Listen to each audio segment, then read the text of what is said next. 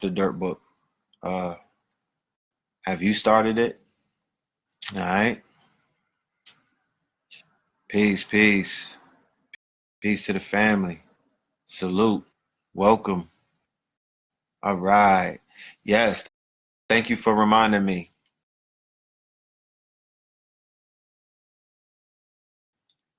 Nominated for the TV Awards.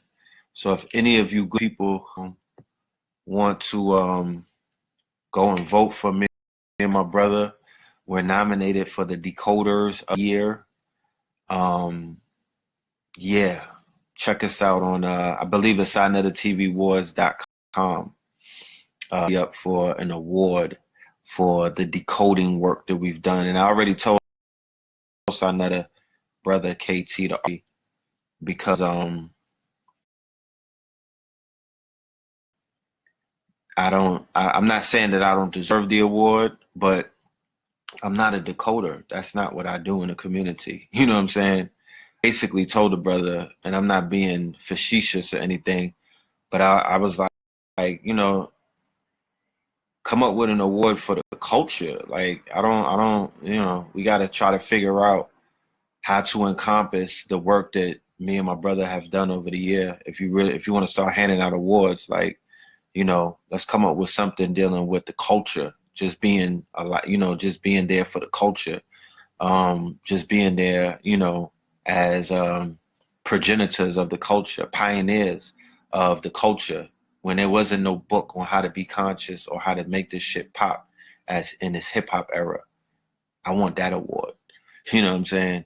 So for the work that KT, the arts degree, did just on Wakanda, just on Black Panther alone, like outside of all of his Hollywood Dakotas, just for the fact that he said Chadwick Boseman was going to be the Black Panther 2 years before they offered Chadwick Boseman the role of Black Panther. Come on, that's a fucking no-brainer. Like KT, the arts degree, is a complete monster when it comes to that. But being that that's my younger brother by blood or mama, we got the same mama, you know what I'm saying? We could take that away, you know what I mean? He's nominated for health going up against Inky, Minister Inky, and Chef Aki, and salute to both of them. But the contributions that brother KT, the arts degree, has given the conscious community by way of being a direct student of Dr. Sebi's, all right, sitting at the feet of Dr. Sebi's, one of the first Sebi babies, you know what I mean? The work that he's done in the field of health and science, I mean, it's unparalleled. So he deserves that award, but he definitely deserved the Dakota of the Year. So if you go to the website, go to that section and vote for me and my brother for Decoder of the Year award on Sinetta TV Awards. And I should be in the building. Yeah, I'll be in the building on July 7th. So I'll see y'all in New York. You already know what it is. You know what I'm saying? I'm always going to represent in the city. I'm always going to represent when somebody is doing something positive. I'm always going to represent whenever there's an event dealing with adding value to this community, where the value has been stripped away on a daily basis by, people who come into consciousness or the community, basically like Killmonger. They want to burn the village down just to feel the warmth of it because they have not been embraced by the village. They feel like they're orphans of the village, or, you know what I'm saying? They feel like they haven't been, basically their ego hasn't been stroked enough. So they'll burn the village down to feel the warmth. That's what you have in consciousness right now, because certain people can't sit at the table, or because certain people have not been embraced by the elders, or maybe by the women. Who knows? These niggas be having issues and whatnot with, with their egos. They'll burn the village down. You know what I'm saying? They'll burn the village down.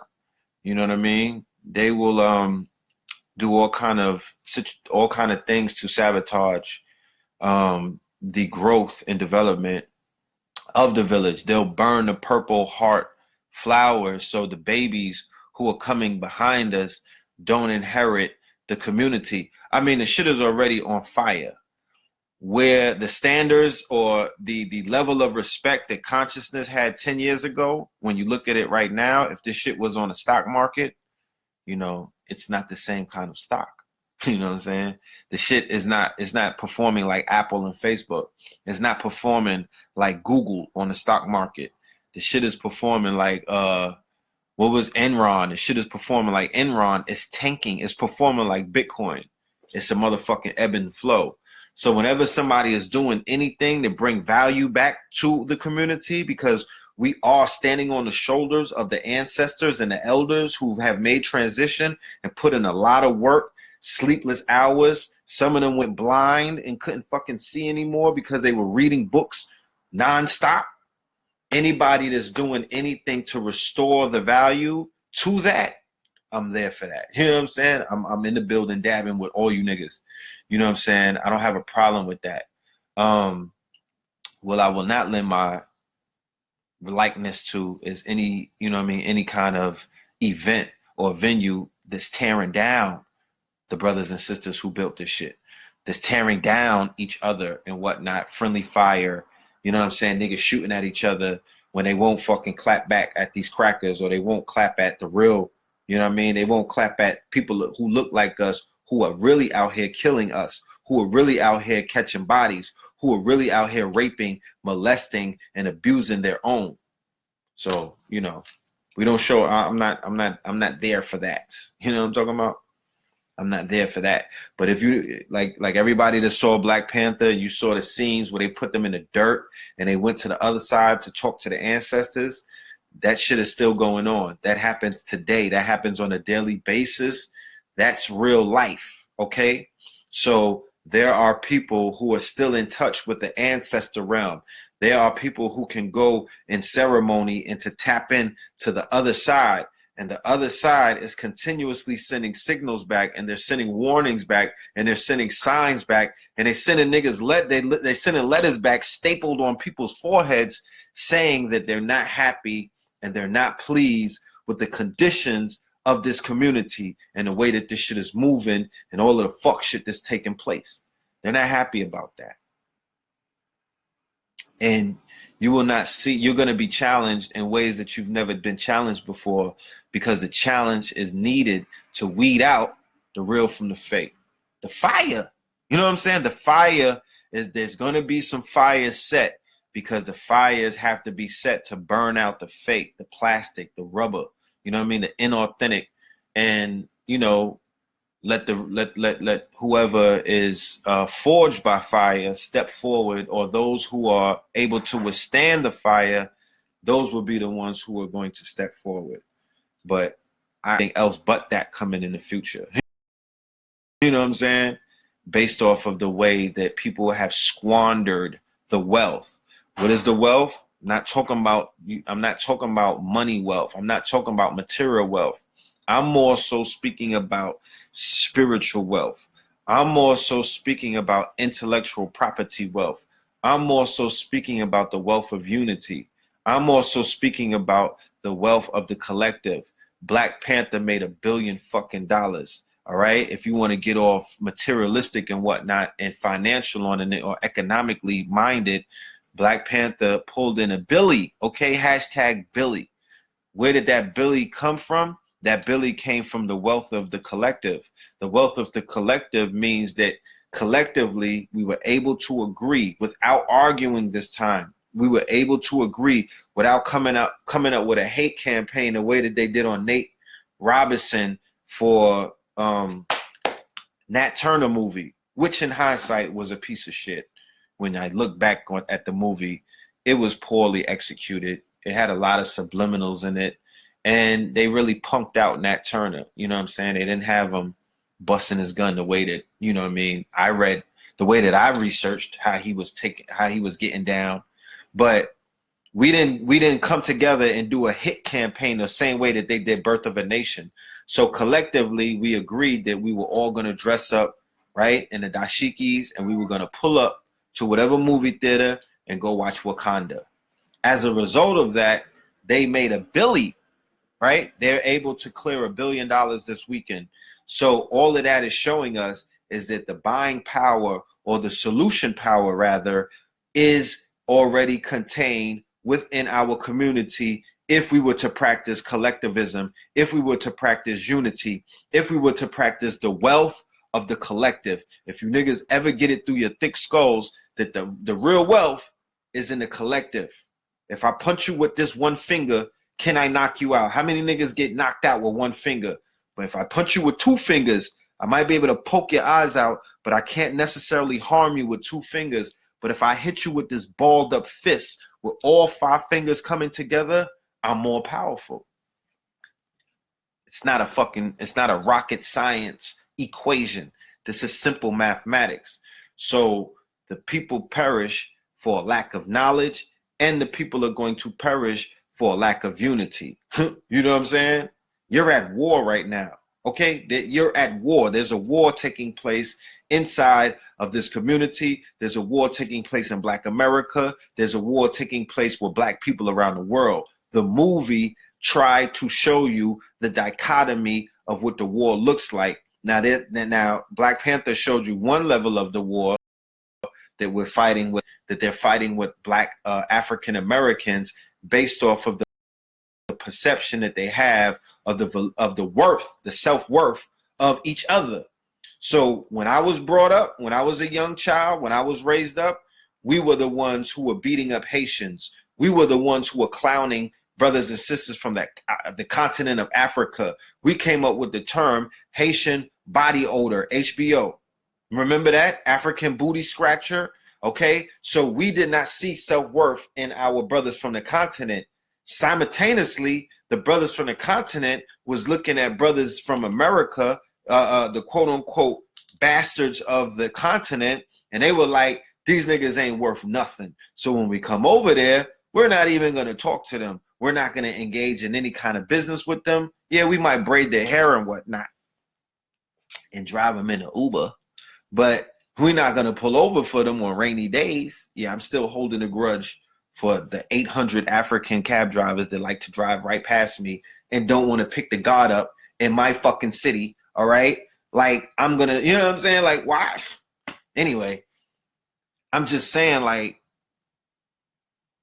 they were taught to not value us. We were taught to not value them. So there's beef. You know what I'm saying? The brothers and sisters from the Caribbean, mainly Haiti, right? We were taught, and all of this changed in my mind state. I have to put that on the record. Like, I atoned for my sins. I wasn't physically harming anybody of Haitian descent. We were just verbally abusing them and making fun of. We had 1,000 jokes on them niggas. You know what I'm saying? They was wearing Sunday's best to school every fucking day. How are you wearing your Sunday church outfit on Wednesday with no socks, with the long fucking hard bottom shoes and whatnot to school? You know what I'm saying? And we running around with $1,000 polo sweaters and whatnot. What did the Haitian do?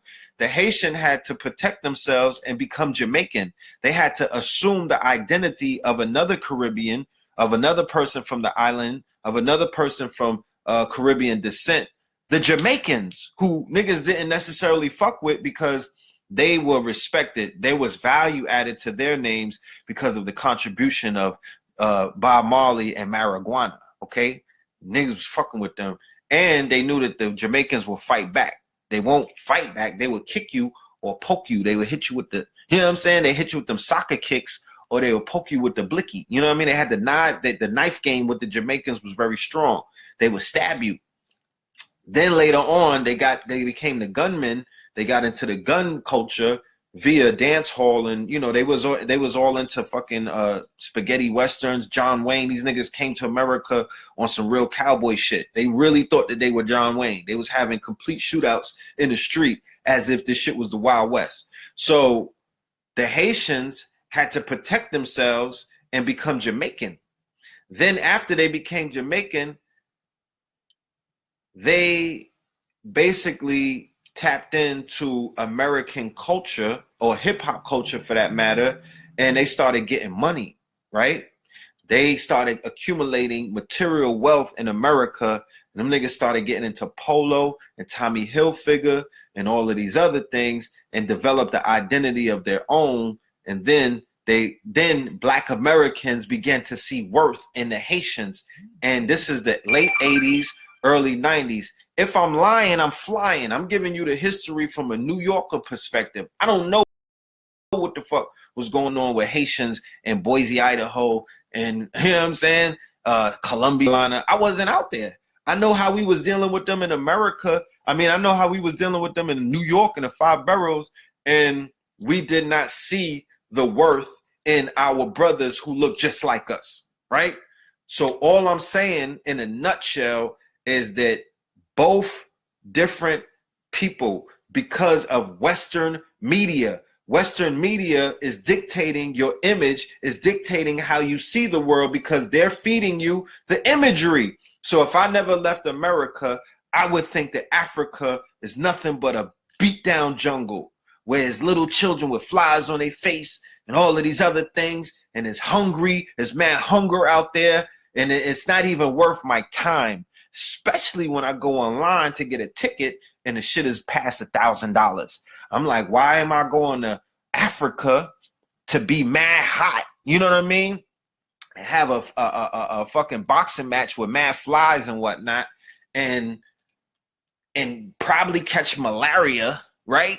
What's the benefit?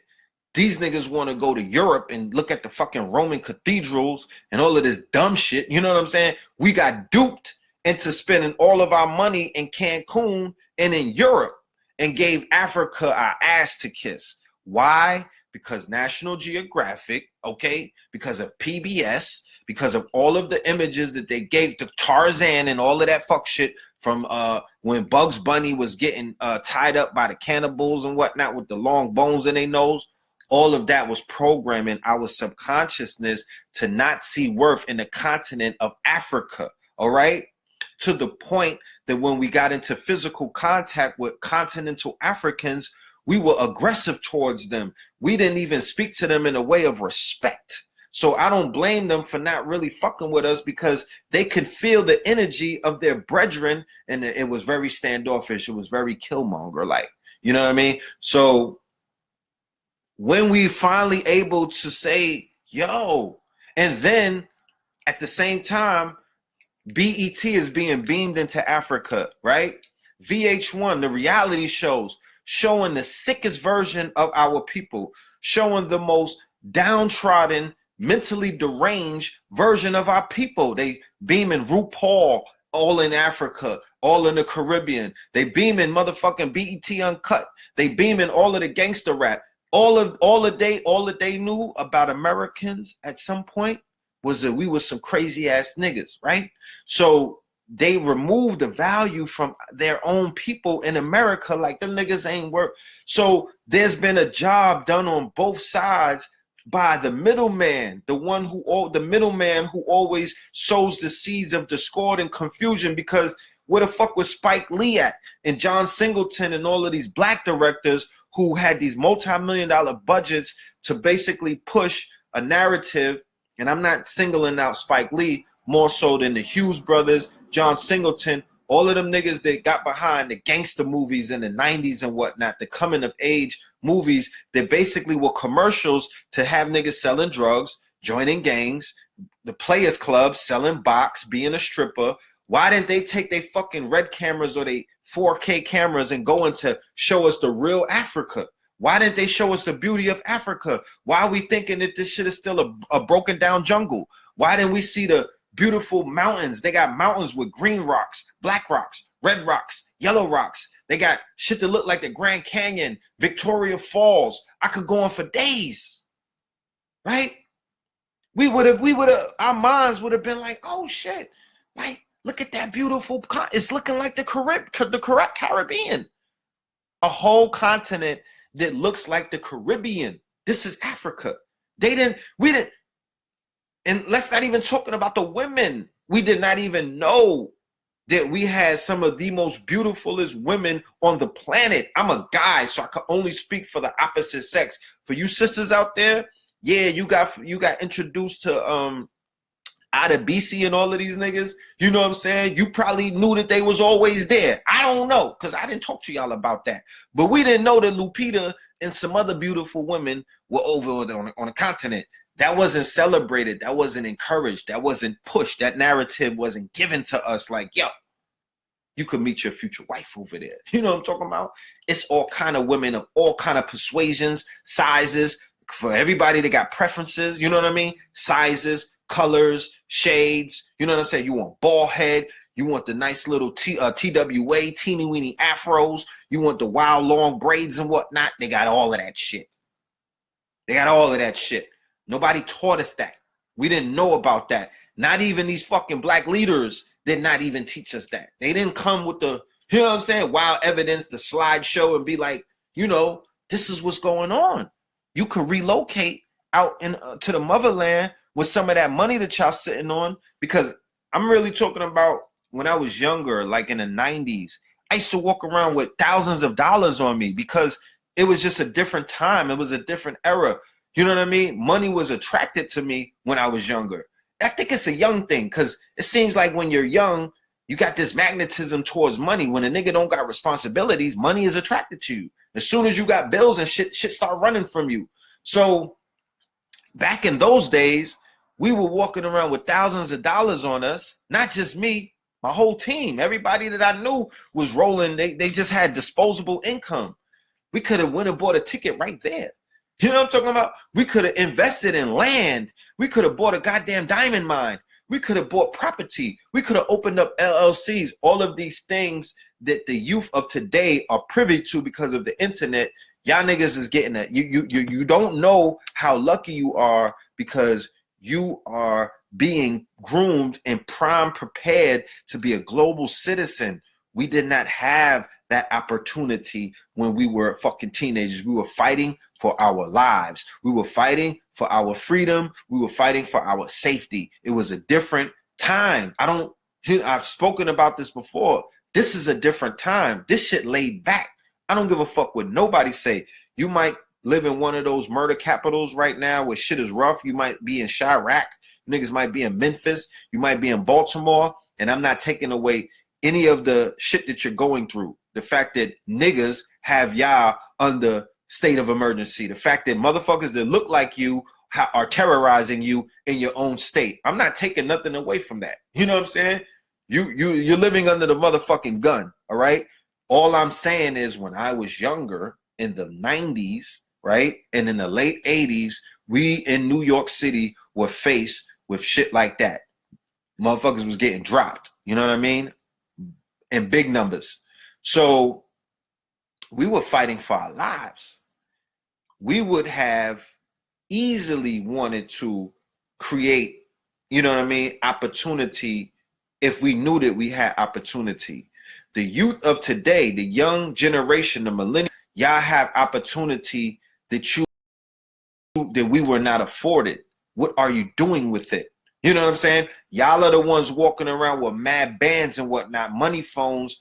Niggas is on money with. Where's my money phone? Hello, Benjamin Franklin calling. You know what I'm saying? You niggas got your money phones, but what are you dropping the phone on, my nigga?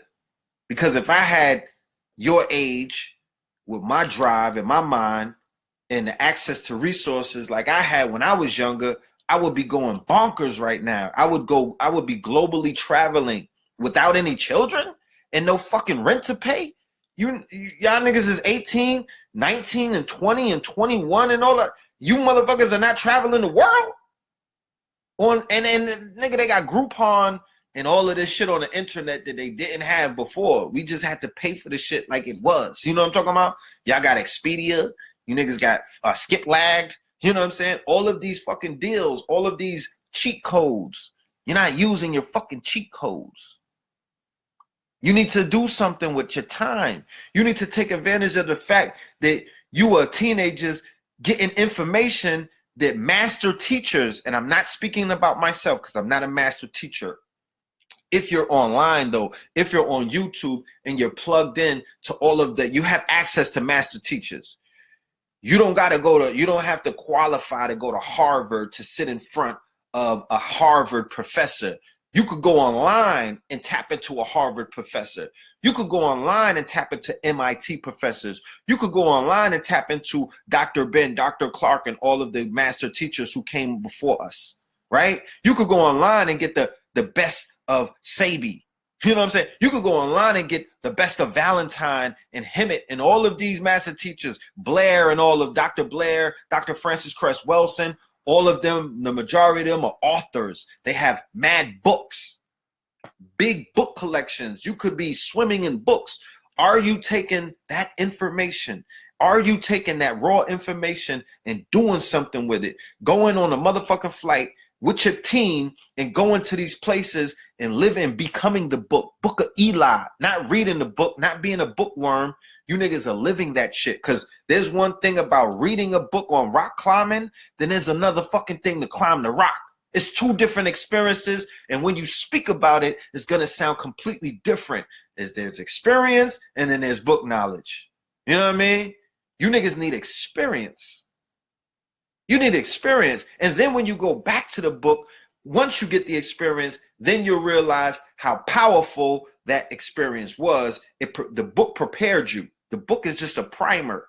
When are you niggas going to paint the town red? You know what I'm talking about? When are you going to paint the town red? When are you going to take the book knowledge and apply it? And I'm mainly speaking to the young ones because y'all have the motherfucking world in your hands. You got the world in your hands. We didn't have the world in our hands like that. When them niggas came with their golden era, when we was in the 80s and niggas was rocking medallions and all of that, you know what I mean? X hats and Malcolm X movie came out, Fight the Power. Yeah, that shit was cute. You know what I'm talking about? We was conveniently conscious for a few weeks, and then Dr. Dre and motherfucking Snoop Dogg and all of them took us completely off of our square. You know what I'm talking about? We was in the B's and C's after that. We was gangbanging on wax, that is. We got introduced to gangster rap. And that just went away. You know what I'm saying? And we kind of went to sleep. We got put back into a sleeping state. You know what I mean? And then the Puffy Bad Boy era, that shit came in 93. That put us in a further sleeping state. Then after Big died, the Jay-Z era started in 97, coinciding with the DMX era, coincided with the Master P down south drug dealing ice cream era. We didn't have nothing to pull us out of the motherfucking shallow grave. So we were being bombarded by multi-billion-dollar corporations. They had Hype Williams shooting $1 million fucking videos. The shit looked clean. You know what I mean? They were selling us hoes, bank rolls, and clothes, and H fucking D. And we got washed. And remember, we're coming from poverty.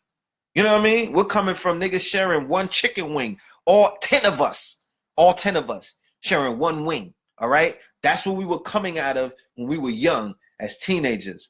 Then we got introduced to this lifestyle where the rappers were talking about being millionaires. And we let that shit terraform our mind. We were able to look in the mirror and see ourselves as a motherfucking millionaire wearing some silk Versace. And it was over. It was over after that.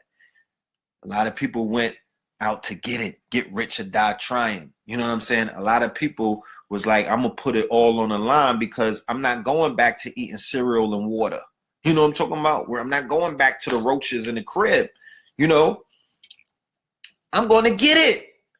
You know what I'm saying? I'm not going back to digging pockets. I'm not going back to beating white men downtown up for their little money and whatnot. I'm not going back to jostling.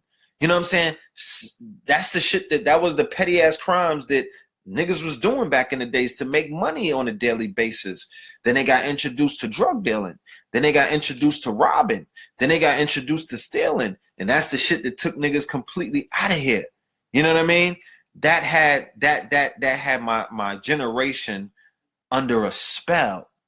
This new generation, y'all got junkies and shit. Niggas is encouraging you to be a junkie. They telling you to pop pills and smoke crack, sit lean, shoot the motherfucking heroin, sniff coke, all of these crazy things. On top of being a drug dealer, they still telling you to go in the bando and get it. You know what I mean?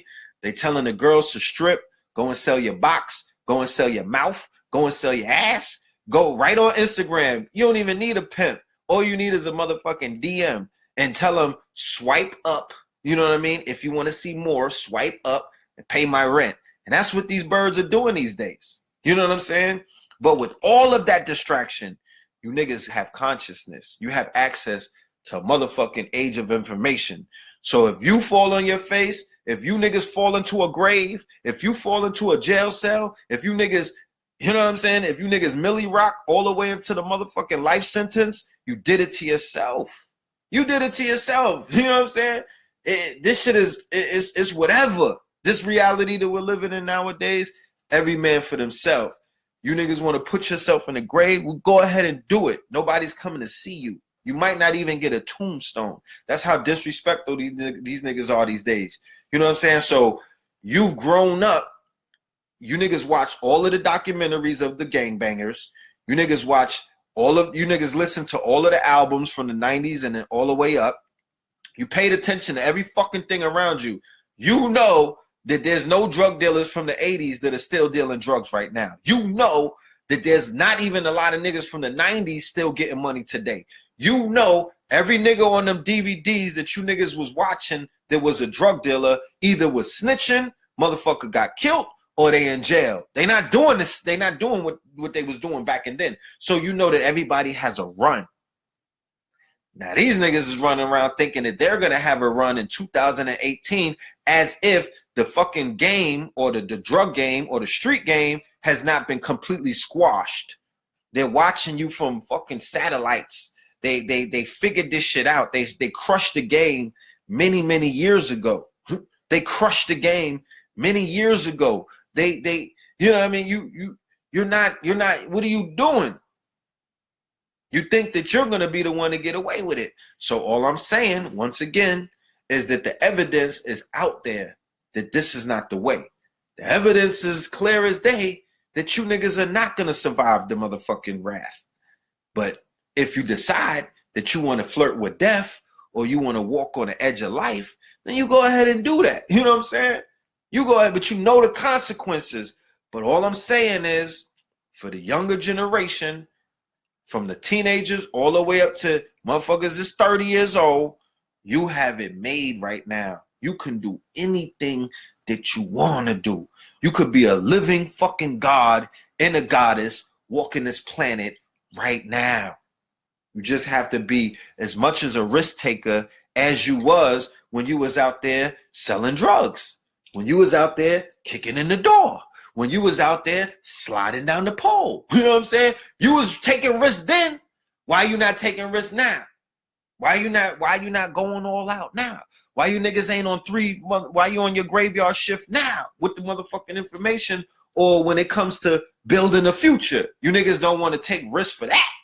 You're not bringing the smoke to the ops in that part. You know what I'm talking about? You're not. So, I don't know. What up, Lay Cool? Salute. You know what I mean? But I said all of that to say that the wealth that we always talk about has always been in the people, right? The wealth has always been in the people. And we saw that this week when Black Panther finally reached $1 billion. We saw that the wealth was in the collective. You don't have to ask, did you ask anybody to go to the movie theaters to make that $1 billion pot? Did you ask permission of Donald Trump to allow you to go, did you ask the fucking State Department to cut you a $10 voucher so you could go and pay for your ticket? No. You was able to scramble that shit together for you and your little babies, or you and the homies, or you and your bae, and y'all went to go see Black Panther. One Billy, my niggas. Billy. Diddy and Billy. Billy and Diddy. Billy. So if you was able to do that for that movie, and please believe, I'm sure that there was white people in the audience. I saw a few at my viewing at both times when I saw that. There was some Peckerwoods scattered and sprinkled. You know what I mean? It was like salt. They was all in the audience like Salt Bay hit them with the salt. But that was a minority. The majority of black people, niggas around the world, made that movie $1 billion. Don't get it fucked up. You know what I'm saying? Don't start giving other people credit. White people on the low was watching that shit on a fire stick. because they didn't want to be in heavily melanated, buildings. Probably not. You know what I'm saying? Probably not. You know? But it showed us that if we can collectively come up with something, anything that we can agree on, right? Sometimes we see that entertainment, right, is a unifying principle, right? Niggas will pull up to the Super Bowl. You'll pull up to All-Star Weekend. You'll pull up to the NBA Finals. You'll pull up to the Mike Tyson Mayweather boxing match. You'll pull up to the movie theater. You'll pull up to the rap concert, summer jams, and all that, right? You niggas will even pull up to the strip club if they're showing free titties and ass before midnight. So you'll pull up to the club. You'll pull up to the discotheque. Black people love some entertainment. I'm not going to beat up on my own people. I was an entertainment loving ass Negro when I was a teenager. I still am. I love entertainment. You know what I'm saying? I love fantasy. I love escapism. And I'm not using that as an excuse to say that I love to live in an alternative world. No, I live in my mind. I'm a creator myself. You know what I'm saying? I'm an artist. So I'm always living in my thoughts. I don't even exist in this world like that. You know what I'm saying? Like the body is walking around, but the mind is completely somewhere else. You know what I'm saying? And what I do know is that there are a lot of gems out there in the quote unquote imagination, in the mind, in the realm where I like to go. You know what I mean? In that creative realm, I'm able to bring things back with me. So our people are enthralled by entertainment. What we have to learn to manifest and perfect is edutainment, learning how to educate while entertained. That's what Black Panther was able to do to a degree. Educate one and entertain you at the same time. You were able to learn about the different tribes. You were able to learn about some of the customs of the tribes. You were able to learn about the backstory. You were able to learn about some of the underlying issues that Black Americans, African Americans, Aboriginal, Indigenous Americans have with continental Africans and whatnot. You know what I mean? If you didn't know this already, the movie kind of laid that out. You were able to see the mind state and the perspective of Pan-Africans versus continental Africans and whatnot. Shout out to Umar Johnson, Dr. Umar Johnson.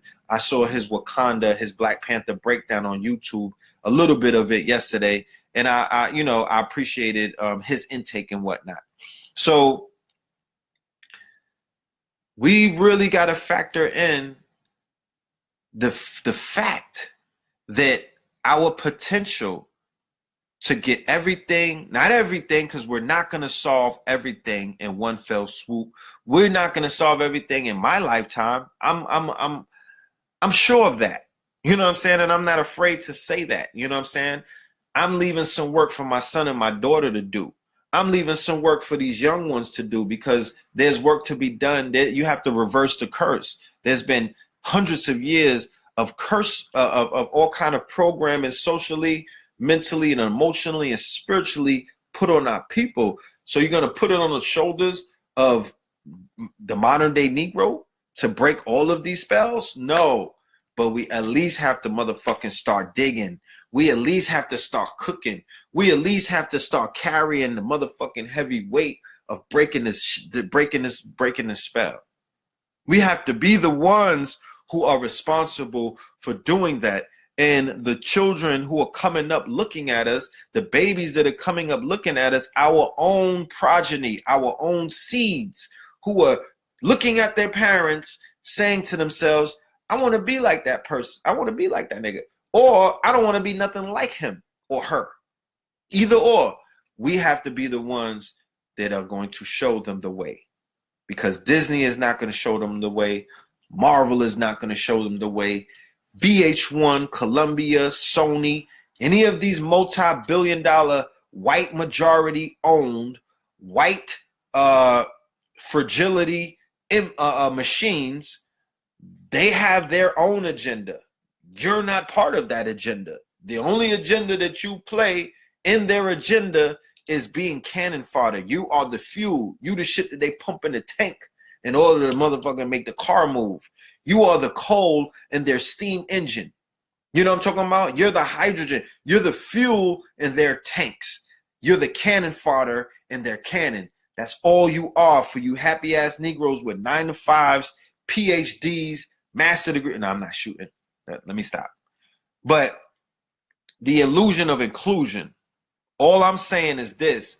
If you're in their corporate structure, if you're in their industry, if you're in their school system, if you're in any kind of institution that they have set up to continue to, run the system or the program or the quote unquote operational system with misnomered white supremacy, any of these institutions that have been set up and put together, if you participate in any one of those fields, my nigga, you're cannon fodder. You are the help. You're not the spook who sat by the motherfucking door. They're opening the motherfucking door of the airplane in mid-flight and letting you niggas out without a parachute. Cut it out. How many spooks are sitting by the door? When of you spooks are gonna get spooky? How many of you spooks are spooky? You niggas are spooks, but you're not spooky, all right? You've been sitting by the door for a long fucking time. You just turned into the doorman. That's the only thing that I see niggas doing. All of that spook that sat by the door, that shit don't impress me because what the fuck are you doing? Yo, I'm gathering information, Brother Ed. Don't worry.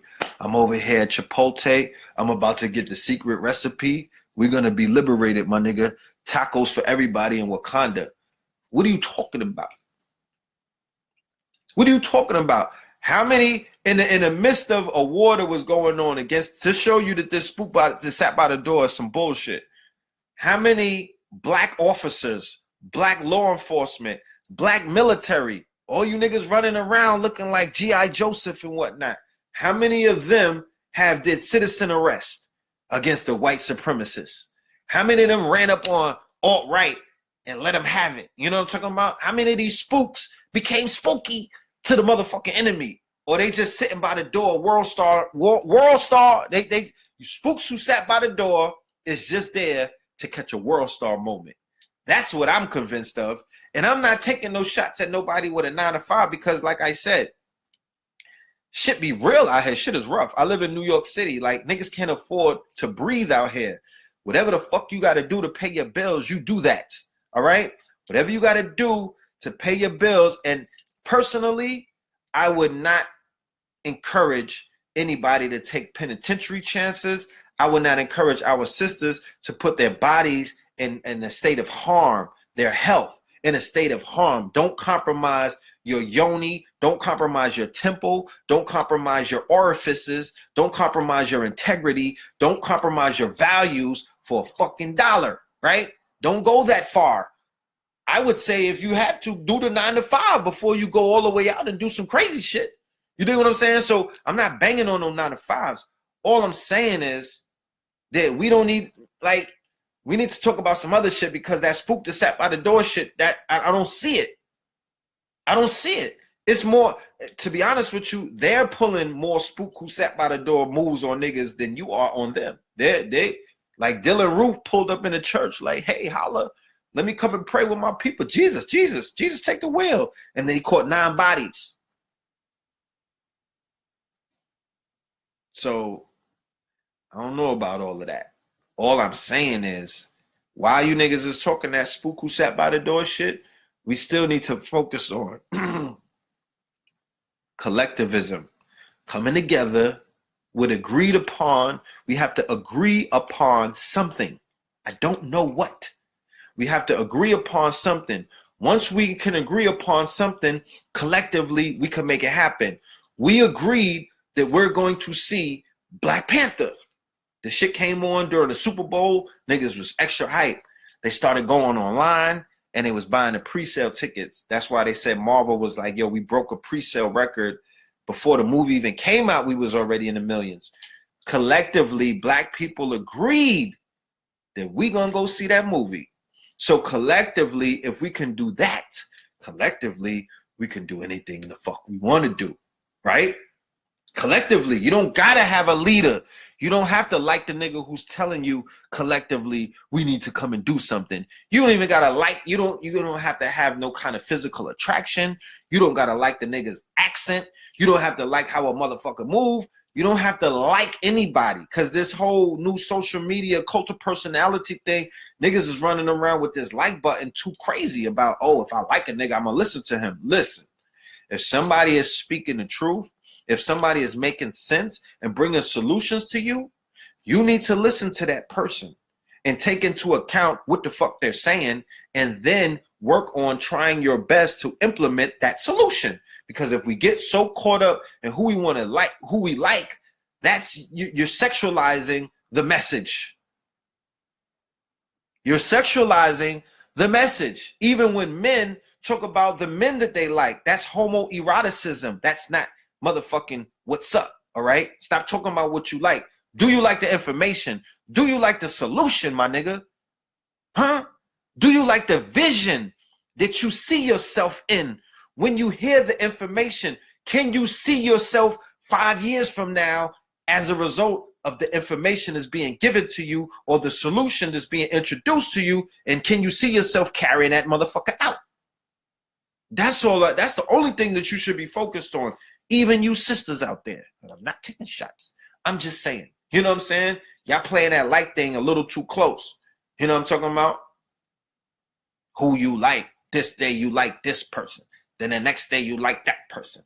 Then the next day you like that person. It's too fickle. It's too fickle. It's too much fence riding. Really, man. Like the outside world, we are satire. This shit is the fucking. There's so many jokes on the conscious community from around the world. Like, this shit is so laugh worthy at this point. It's so satire. I'm ready to just call Keenan Ivory Wayans and reboot Living Color and just make fun of these niggas for a few years and cash out. You know what I'm saying? The shit's sweet right now. It's sweet. Because there's so many jokes in this shit. It's so much jokes. It's so many clowns. It's so many fuck niggas running rampant in this community who just get on and say anything and do anything that they want. We got to be a little more solid in our foundation. Stay on your fucking square. Stop running around looking for somebody that you could beat off on.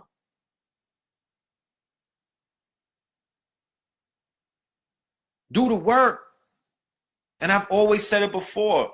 If this community is all about spectators, if you niggas are if it's only about being in the fucking audience or in the stands, well, give us a rookie card in a jersey and let us play this shit and pay us like the NBA, then pay us like the NFL, cut us a fucking salary. If this shit is just about Coliseum, if you niggas is just in the Coliseum watching grown men fight each other, bang on each other, bash each other, beat each other up, if it's only about that, dick measuring contest, right? If it's only about that, then you niggas should be paying motherfuckers the same way that you would pay the UFC, that you would pay the NFL. But if it's not about that, we should see more people putting their hands on deck and coming to do the work. Get out the fucking stands, get out the audience, and get on the field. Get on the motherfucking hardwood floor. Get in the paint.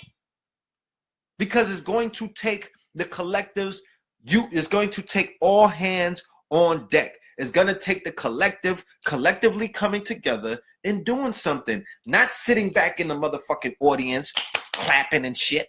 Not running around throwing tomatoes from the crowd and whatnot. None of that shit. All right? Because you're at war. You're in the same war that I'm in. They banging on you the same way they banging on me. These motherfuckers is chemtrailing us, poisoning us. The same tap water, you know what I'm saying, that I got to take a shower in. You're taking the same shower in. The same motherfucking GMO food that I don't even know, you know what I mean? I don't even know what to eat anymore. I don't know what to eat. Shit's scary. I really don't know. When they had that flu shit going around, I didn't eat nothing, bro. I was drinking mad water, yo. I was paranoid. Because I was speaking to super healthy niggas and they was fucked up over the flu. The shit hit them. So I was like, damn, if the flu is hitting these niggas, you know what I'm saying? And I be cheating, you know what I mean? I gotta be careful. So all I'm saying is everybody got a part to play. Everybody was born with a skill. Everybody was born with a talent. Everybody was born with a superpower. If you are if you could understand the shit that I be saying, and if you could understand the things that some of the other teachers are saying, you're one of us. You know what I'm saying? You should be telling us some shit. You should be teaching us as well. Because if you can comprehend the frequency of the information, that means you too can do the same thing that I can do, or you could do it better. I was the same person that was in the crowd. If you look at the old DVDs or the VH tapes in the 90s and whatnot, you can hear my voice in the audience asking questions, usually at Dr. Phil Valentine lectures or Bobby Hemmett lectures, Dr. Delbert Blair. That's us in the audience. I was in the fucking audience like you in the audience right now, waiting my turn, wanting, like, just having dreams about being in front of the audience one day, yearning to pitch, to have my say, yearning to get up there, yearning to be a part of this pantheon of great brothers, men and women, brothers and sisters who I saw as the heroes of my modern day times. Remember, when I got into the community, I had already met all of you rap niggas. I had already met a lot of these industry niggas. I had already shook hands with the motherfuckers who, people worship, like groupies and whatnot in the hip hop world. When I saw Dr. Phil Valentine, when I linked back up with Dr. Sabi, when I was able to meet Dr. Francis Cress Wilson, my niggas, when we had our radio show and we brought Dick Gregory on, Sabi, Umar, all of these people in their early days, in their prime. Know the Ledge Radio. Go and Google it. Any name that you could pull out your hat that's relevant in quote-unquote consciousness, we was interviewing them in 07, 8, 9, 10. Where the fuck were you at? 11, 12. You know what I'm talking about? We was going in. So you too, you don't have to be a teacher. You don't gotta be a speaker. You don't gotta be a debater. You don't have to be a lecturer. Do you know how many other things you can be in this quote unquote industry of consciousness, in this because it's a network. It's not a community, it's a network. And when we get our shit together and realize our net worth, then we could create what is known as a community. Then somebody can really say, and not just say the shit into the phone or into the computer and you niggas just believe it. Somebody can really say, yo, I got 100 acres. Here's the fucking paperwork. You see, here's the paperwork. I'm not lying. I'm not pump faking. I'm not selling you niggas a dream like a lot of these niggas have. Here's the real paperwork. We got 100 acres. Let's go and build on this shit. You got farmers out there. You got architects out there. You got video game. Where the fuck are you video game programmers at? Huh? Where the coders? Where the hackers at? Where the white hats and black hats at? Where are you niggas at? Why y'all hiding out? Where the videographers at to shoot documentaries? Where the graphic designers? Where the illustrators? Where the painters? Where are you? But everybody got an opinion on what the community is not doing and what niggas should be doing. Yo, Red, you should do this. You should talk about that and all of this. Where are you at, though? Because I'm here, my niggas. I've been here for so long that I'm getting tired of seeing myself. You feel me? I'm getting tired of seeing myself. I've been here that goddamn long. I'm like a fucking fixture. Where are you at? Because I seen a lot of you niggas come and go. You feel me? I'm at the door when you come in. Where are you at? What's your contribution to history? Not to the community, to black people as a fucking whole. Not just to black people, to sentient light beings. Because we're not, quote unquote, this is our spacesuit. What the fuck? This is just an avatar. This is nothing. We're light beings. We're angles of light, called angels. We're angels of light from a higher power, a higher force. This is just a light. This is just an expression of light. I am you the same way that you are me. I just got encapsulated into this mighty fine looking vehicle. You know what I'm saying? I must admit, you know, this mighty fine avatar, and we named it Philip Moreland, aka Red Pill. I'm not caught up on the flesh. You know what I'm saying? I don't give a fuck about this body.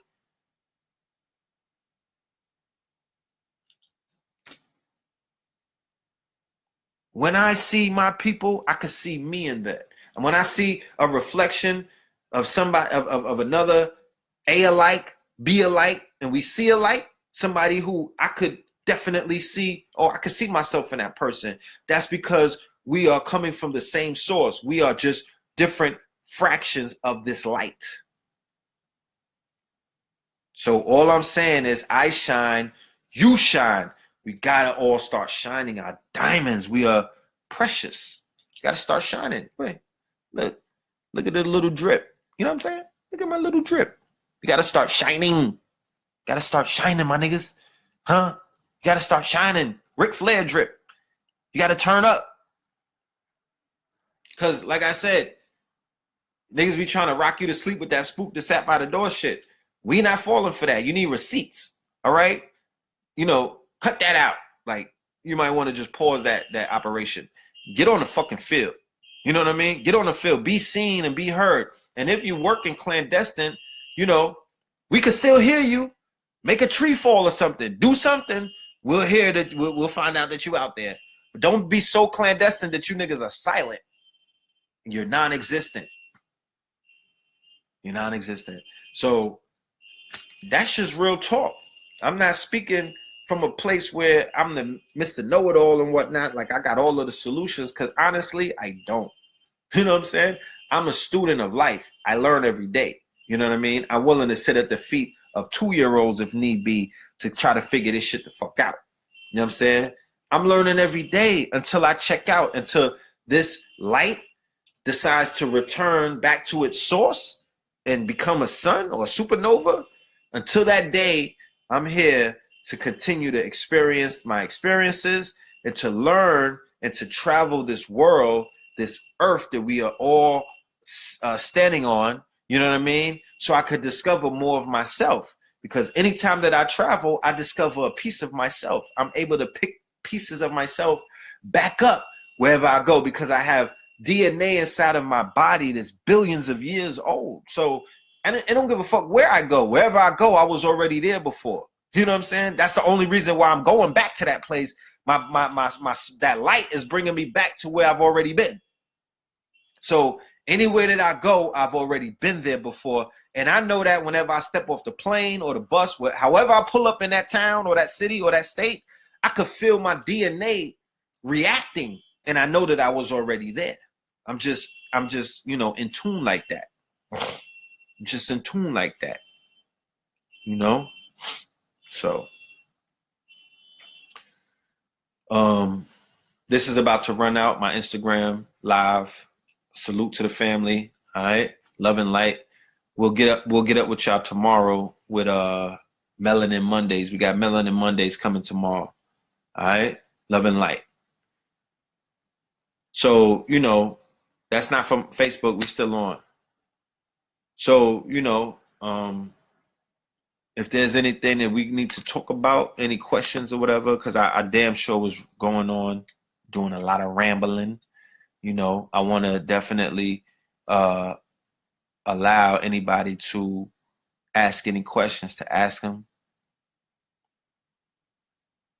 Somebody said Tekashi 6ix9ine is bringing real hip hop to the game. Do you feel Tekashi 6ix9ine can elevate the conscious community with his powerful lyrics?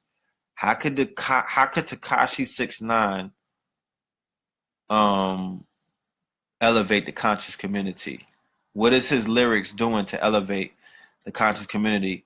He's a blood. He's rapping about. He got energy music though. If you niggas is working out, if you're on your workout regimen, you know, I think Tekashi 6ix9ine is good for your workout regimen. He has energy. He's an energetic rapper. He's screaming in the fucking mic. You know what I mean? Like, he's the energy god though. You know what I'm talking about? I'm not mad at Tekashi 6ix9ine. I told niggas before, and I'm getting some slack from a video that we did with Brother Rich about Bruno Mars. People are all in their feelings and whatnot with this all of a sudden Bruno Mars fucking outrage. You know what I mean? I had to remind the family that Tekashi 6ix9ine is Mexican and Puerto Rican. Cardi B is Dominican and Trinidadian, right? And Little Pump is a fucking Mexican. You know what I'm talking about? Our Latino brothers and sisters are super viral, right? Not only are they super viral, they're popping for the youth, not your old ass. They're popping for the youth. The youth don't know nothing, red pill. The youth are retarded. No, they're not. The youth know what the fuck they know. You know what I'm saying? The youth are aware of whatever the fuck they're aware of because they're the youth. The youth are aware of youthful things. Do you remember when you were the youth? When you were the youth, what were you attracted to? You were attracted to the misfits. You were attracted to niggas with colorful hair. You were attracted to people who were basically going against the conventions of what is known as modern day society.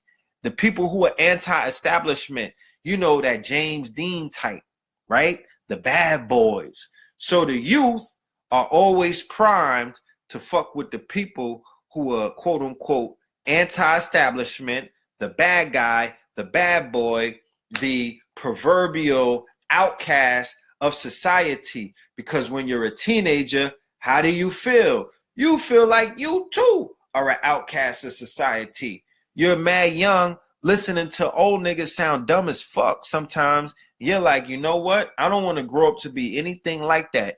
You got old grandmothers right now. I be on 2/5. They got grandmothers walking around with the blue-green hair wigs and the weaves and whatnot. You got grandmothers walking around.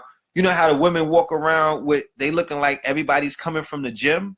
You got niggas, grandmoms walking around with gym suits on. They not even in the fucking gym. You know what I'm saying? The shit is embarrassing. It looks mad crazy. So you got these youth looking at the elders looking mad crazy. They like, yo, not only do I not want to be mistaken for these crazy looking niggas, but we're going to completely put a middle finger up to all of them. We're going to go ahead and start getting some face tats. Then we're going to go ahead and sag our pants and show them niggas our boxes and subtly tell them to kiss our ass. Then we're going to be mad, loud, and belligerent on a train and a bus so they can hear about all of our sexual exploits and whatnot because we just don't give a fuck. But then when I look back at it, when we were teenagers, we did the same thing. We were, yeah, jeggings, not even leggings, niggas jeggings.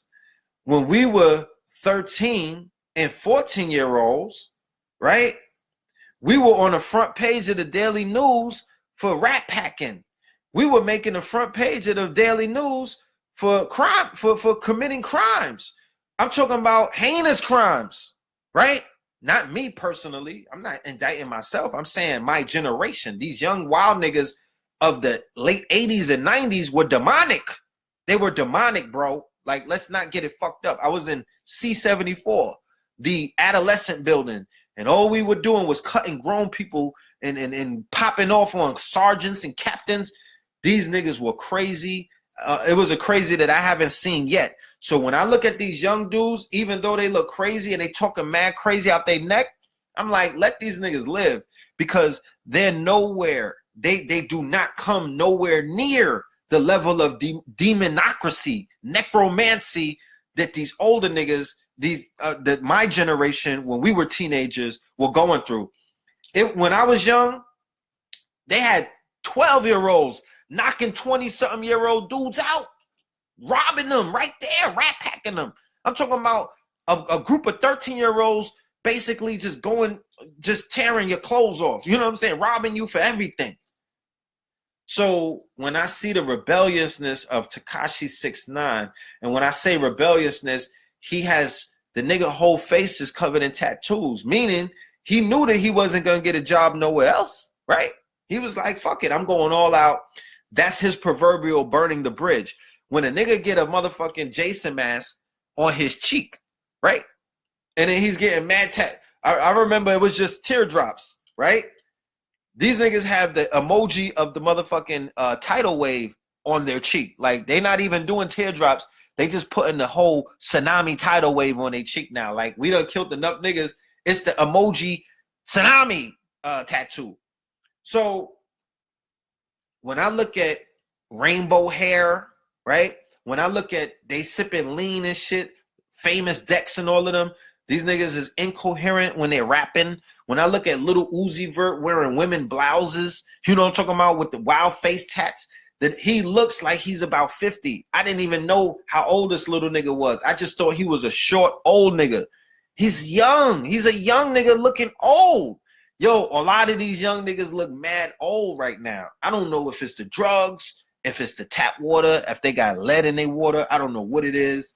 If it's the hard drugs. You tell me. Is it the Burger King? What is it? Why these little niggas look mad old? They look mad fucking old. This little nigga looks like he's collecting 401k already. But anyway, you know what I'm saying? When I see him, right, I'm like, yo, these little dudes is rebelling. You know what I'm saying? And they're rebelling in a way where they are celebrated by their collective. They go viral in ways that the old niggas like myself will never ever go viral. You know what I'm saying? Do you know why? Because there's more young people with phones who have time on their hands who could fucking watch a million Tekashi 6ix9ine videos and then watch a million Trippie Redd videos and then watch a million XXXXTentacion. You know what I mean? Like they got the time to do that. They're in fucking lunch. Remember when we used to be in lunch, banging on a table making beatbox?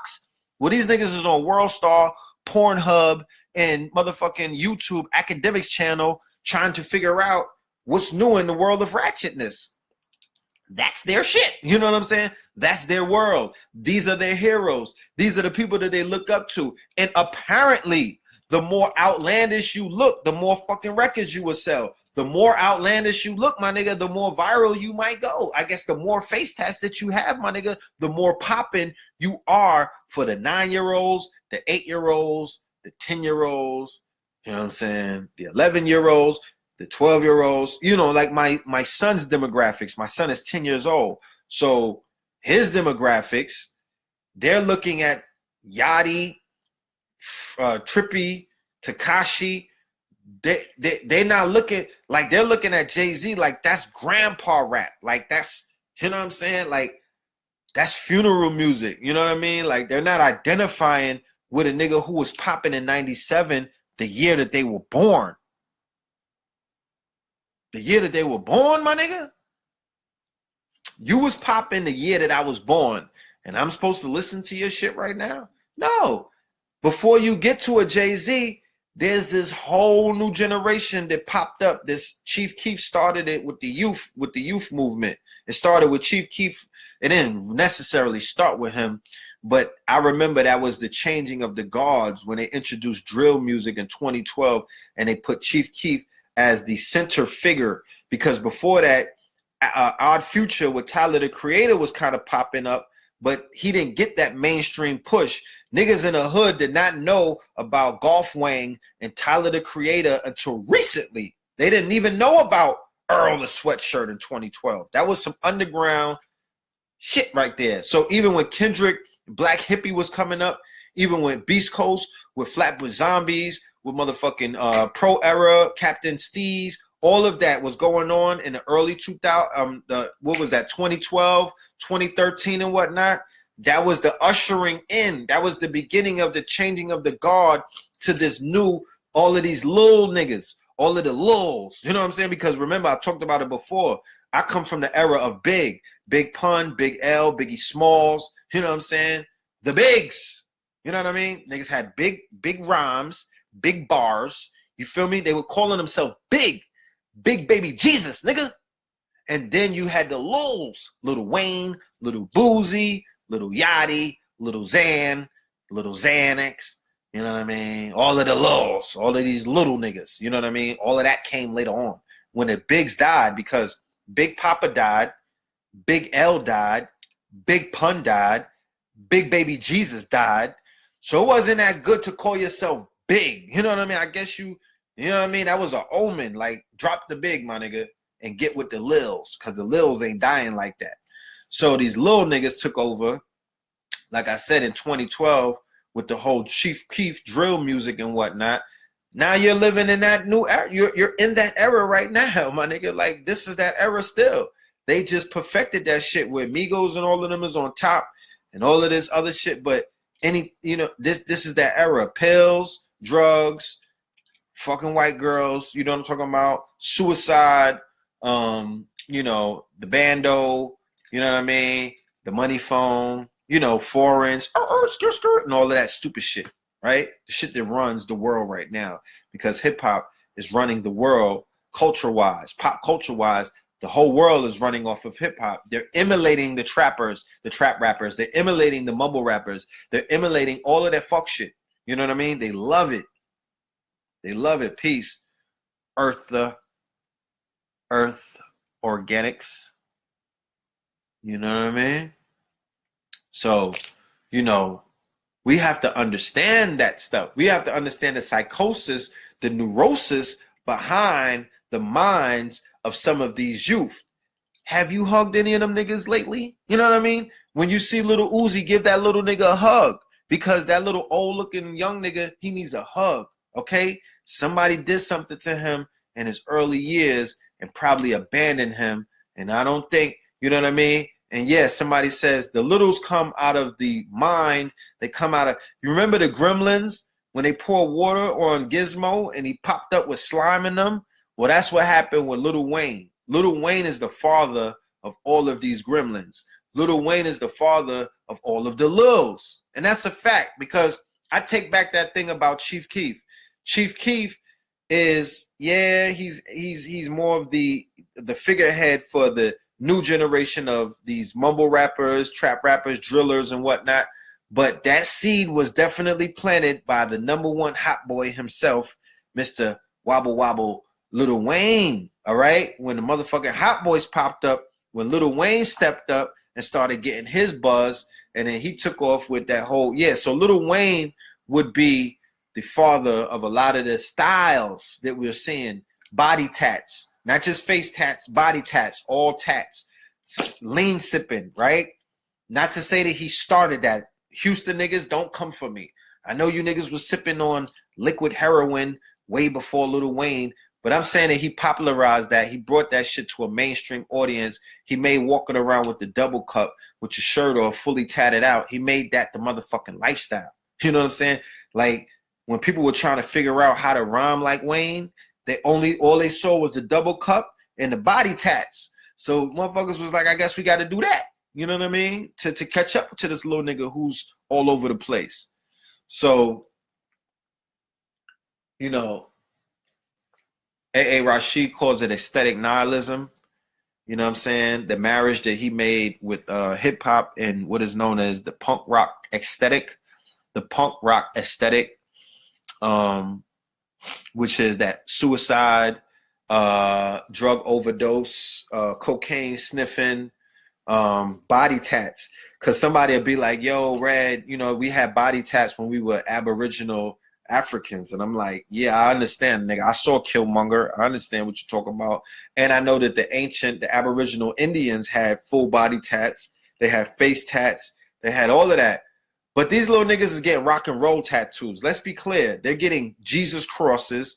They're getting fucking Nazi lightning bolts. Shit like that I'm talking about. The punk rocker aesthetic, they're not getting tribal fucking tattoos. They're not getting, you know what I'm saying, sacred mandalas and whatnot. They're not doing that. They're going rock and roll, punk rock aesthetic. So aesthetic nihilism is the term that he coined. And yes, Lil Wayne fits into that category tightly. Even him kissing Baby, the homo thug, he ushered in the homo thug aesthetic with Baby. He ushered in this rock and roll, quote unquote, fusion with rap aesthetic. He did that. Skateboarding. He had the rock and roll album. This motherfucker had the tight ass jeans, trying to look like a big hairband from back in the days. All of that body tat, self-mutilation and whatnot, all that shit that he was doing, that was tied into that aesthetic. We're saying, go and Google the word aesthetic so you understand what I'm saying to you. All right? Aesthetics.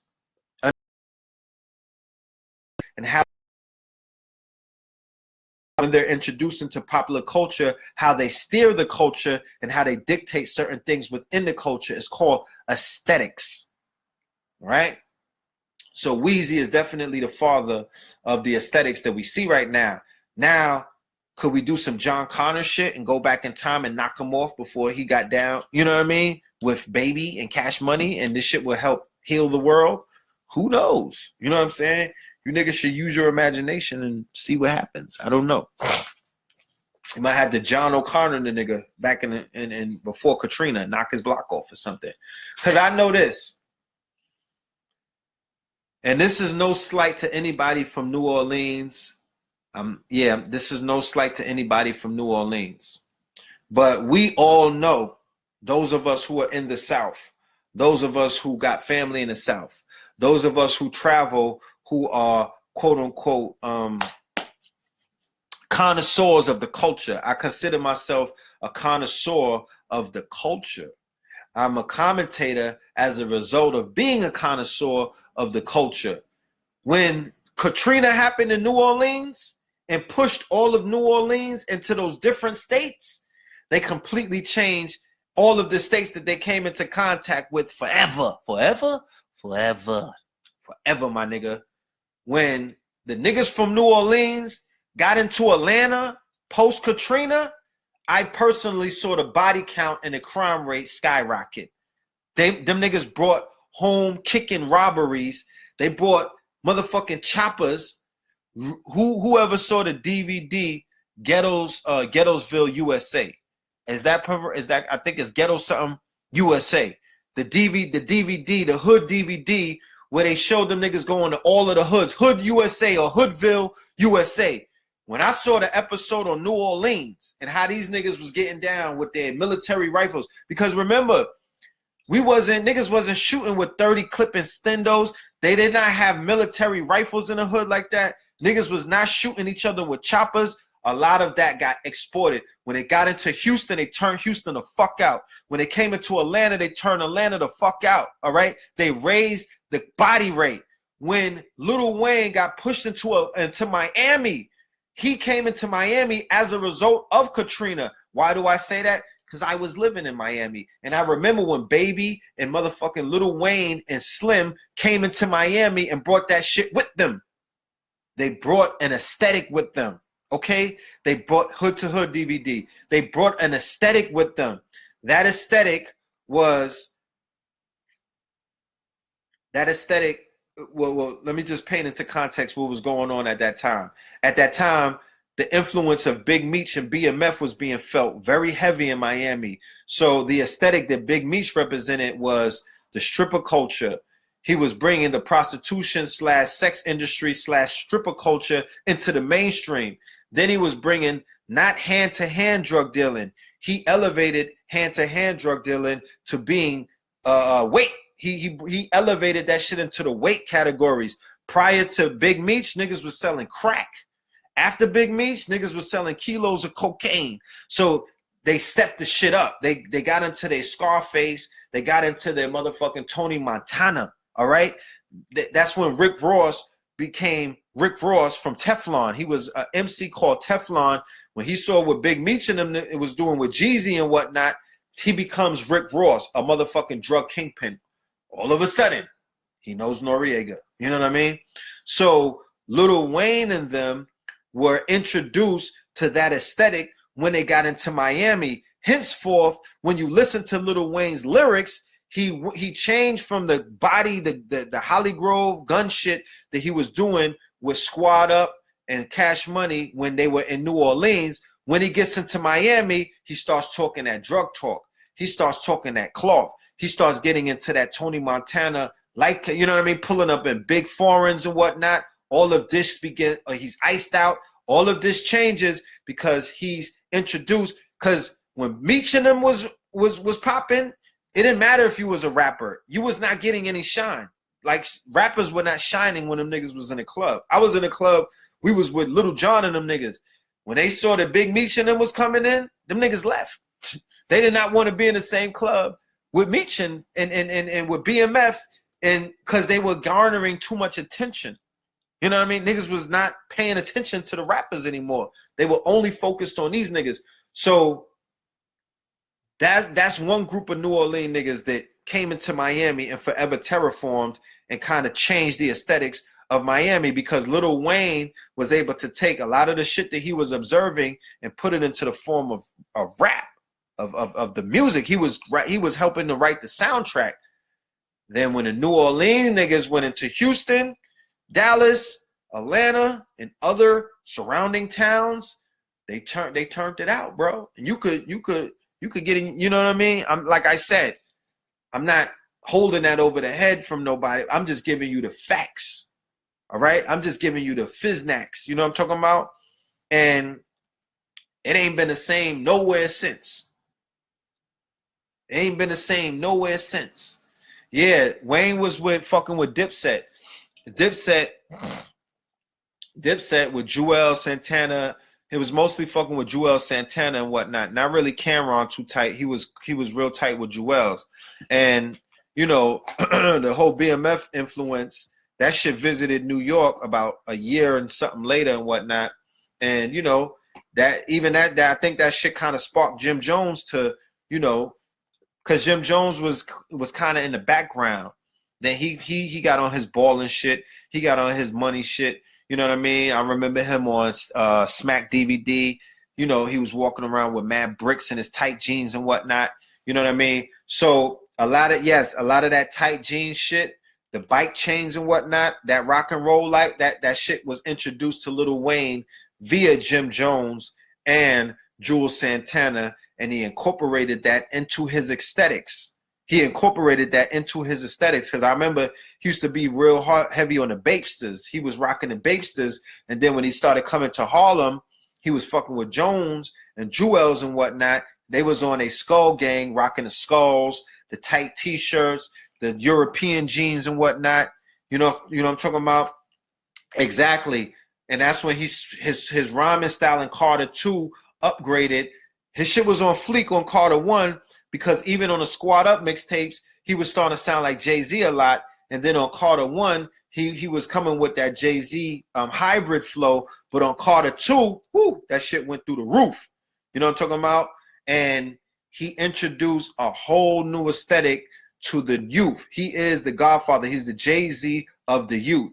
Yeah, that's when Gilly the Kid was running with them, writing the rhymes and whatnot. Gilly the Kid was the one who leaked the picture of him and Baby kissing. Remember when they started beefing, Gilly put the picture out like, look, niggas is homos. You know what I'm talking about? You know, but that part, right? We're talking about the youth. This whole conversation is talking about the youth. We started with Tekashi 6ix9ine, and we're just giving you a rundown of the youth culture and whatnot, and how it has changed over the years, and how it has evolved over the years, some of the influences of it over the years, and who is the head of that snake. You know when they say to cut the head off the snake, you kill the snake. The head of that snake, in my humble opinion, would be Gucci Mane and Lil Wayne. They almost are, you know, living, the youth are living vicariously through them two. You dig what I'm saying? You know, the youth is dealing with, they're following those two's, they're living vicariously through them, and they're following their mind, you know what I mean? They're following their movements. Now, I just saw a picture the other day of Gucci Mane shaking Lil Wayne. Him and Lil Wayne was in the same picture. They was in the same club. Lil Wayne looks like he's the Walking Dead, and my nigga Gucci Mane, Guwap, LaFleur, he's looking like $1 million. Nigga skin look good, right? He done lost weight. You feel me? He got the glow. He came home, nigga still got the glow. You know what I'm talking about? So Lil Wayne is looking mad. He don't got the glow.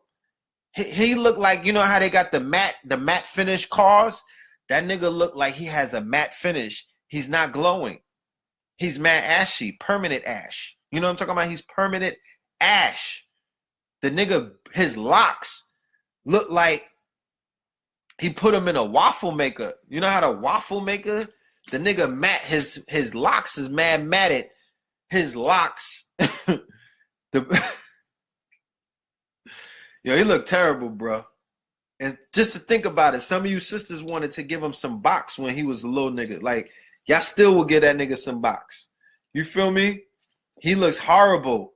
You know what I'm saying? Well, even if Gucci is cloned, give me the number to the cloning department, because they made a real fucking good clone. They upgraded that nigga by cloning him. You know what I'm saying? Ashy Larry, yeah. You know what I mean? His shit, Lil Wayne locks look like he got that shit. You know when you're in the cleaners and they got the heat press for the cleaners?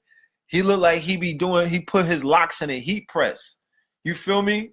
Them shits look like they smell like you know, like old cereal, soggy Cheerios and whatnot. Fuck out of here. You know what I'm saying? Fuck out of here. Yeah, he might be possessed. And that's a fact. He been skateboarding with the white boys up in Hollywood Hills. You know what I mean? He done had a few seizures and all of that. So you don't know what the fuck might be in his husk. You know what I mean? You don't know what might be in his husk. And remember, them boys is from New Orleans. They do that hoodoo. You know what I'm talking about? They fuck with that hoodoo. So he might have had a walk-in. It might have been an entity that walked into this nigga or something. You know what I mean? And I feel bad for him because I think that he was very talented. Like I would be a lame if I sat up here and told you that I didn't fuck with Wayne when he was in his heyday, when he was that nigga, when he was spitting them bars. You know what I'm saying? But his light. Like I don't got good lighting right here on my computer. I gotta get the fucking circle light, you know, that the Instagram thotties be using. I'm gonna have to invest in that. You know what I'm saying? My shit look like it might be dim too, but let me shine some light. Like I still got a little bit of my glow. His glow is gone. And I don't know if that's bad ink from the tattoos in his body, right? He don't got bars. Somebody said he still got bars. He don't got bars, fam. It's one thing to rhyme words together. He don't got the shit that Lil Wayne used to come with before, the swag that he put behind the bars. He don't got that. Stop lying to that man. He don't got that. That shit gone. He don't got that. You know what I mean? You lying. You don't got that. You know what I'm saying? Somebody asked me, Brother Red Pill, what's the end goal of the conscious community beyond the debates, personalities, and regurgitated ideologies? That's a good question. That's a good question. You know what I'm saying? That's a good question. What is your opinion of brothers following in the footsteps of Dr. Sebi, moving into the jungles of Central America and setting up villages, Yada, Nature Boy, etc.? I don't fuck with Nature Boy at all. You know what I'm saying? For the record, you know what I mean? Because of the disrespect that he levied against Dr. Sebi, it's unforgivable. Yada, I fuck with Yada, you know what I'm saying? And, you know, I wish everybody the luck that they deserve. You know what I'm saying? If you talk crazy about Dr. Sebi, you know, you deserve what's coming to you. You know what I'm talking about? If you disrespected the dead before his body even got time to, you know, go back into the ground, oh no, like you'll never win. You know what I'm saying? Nothing that you will build is going to stand. So I don't even gotta go further into that. But if there's anybody out there, so don't say that he got influenced by Dr. Sebi, because that's not the case. He disrespected the dead. You know what I mean? And he'll forever be, you know, that's an unforgivable sin. So what Yada is trying to do, I think that more people should do that. I think that more people should support that. I think that more people should definitely be examples of what Sebi said. But don't ever compare yourself to Sebi. Don't try to say that you're better than Sebi. Just do you. You know what I mean? And I don't know if anybody ever did that, but just do you. Be the motherfucking change that you want to be. You feel me? Be the change that you want to be. You know what I'm saying? If you know that that's what it's gonna take, my nigga, you know what I'm saying? Do it. Niggas die every day, B. So I say that to say that niggas die without doing anything every day.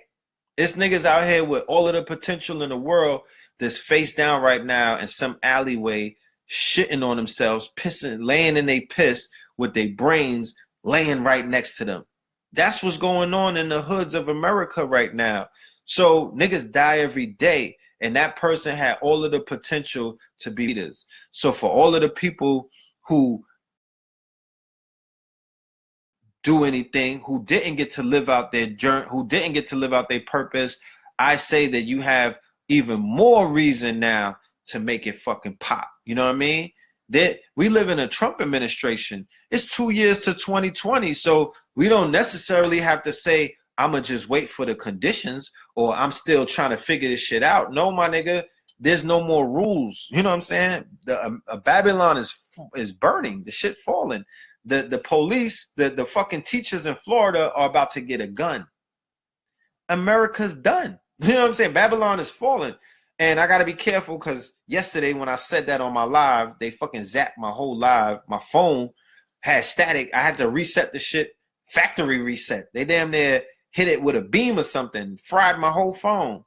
So when, you know, you have an idea, when you want to do something in this quantum universe that we live in, or this quantum realm, nigga, Nike, just do it. There's no contemplating anymore. You need to just do it because you don't know where it's going to take you. You have to operate like there's no other fucking, how many other solutions do we have but to just go all out at this point, just to do what we got to do? Nobody's going to come for you. Nobody's trying to save you. Nobody's interested in you. Nobody cares about you. Nobody cares about your empathy because around the world, niggas is trying to eat themselves. You know what I'm saying? Don't look, you know what I'm saying? What, T'Challa and Shuri, they're not coming to Oakland and save you niggas. It's not going to happen. So you got to save yourself. So if somebody is brave enough, bold enough, or detached to where they want to detach themselves from this fake ass matrix that we live in, these cities and states and towns and whatnot, my nigga, go and do it. But don't disrespect, don't take advantage, and don't abuse our people further than they already been abused, right? So somebody asks, what's the end game to the conscious community? There is no end game. You know what I'm saying? There is no fucking end game. The end game is to build or to rebuild or to reinstate the greatness of our people by any means necessary. You know what I'm saying? By any means necessary. Going back to what I said before, there are no rules. We don't, who's playing by rules? You know what I'm saying? There are no rules. The rules are off the table. It's every, you know what I mean? Apparently, and I didn't make it like that. It's from observation. I'm just looking around. There's no rules. Nobody's following any rules. You know what I'm saying?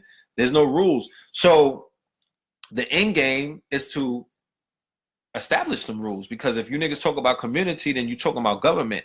If you're talking about a government, then you're talking about rules. If you're talking about rules, you're talking about discipline.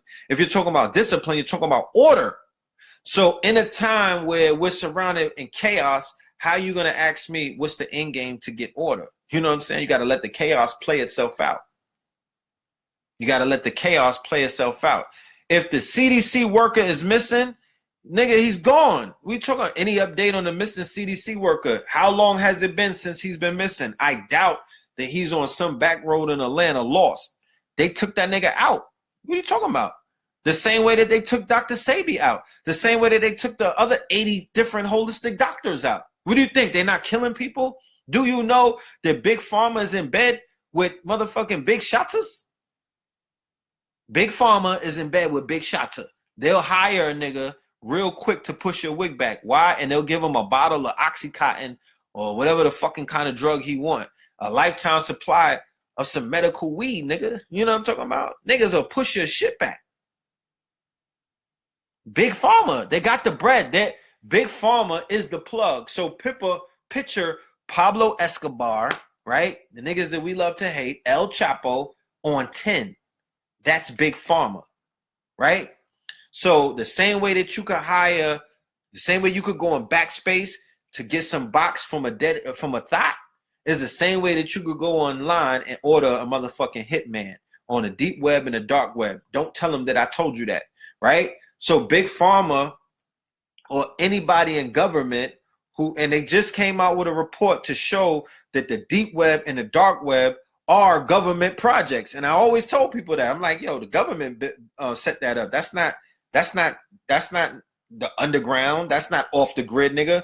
The internet as a whole was created as a military government tool for them to communicate. Then they commercialized the internet and gave you the web 2.0, but they took the deep web and the dark web for themselves. So 10% of the quote unquote knowable internet is what we deal with.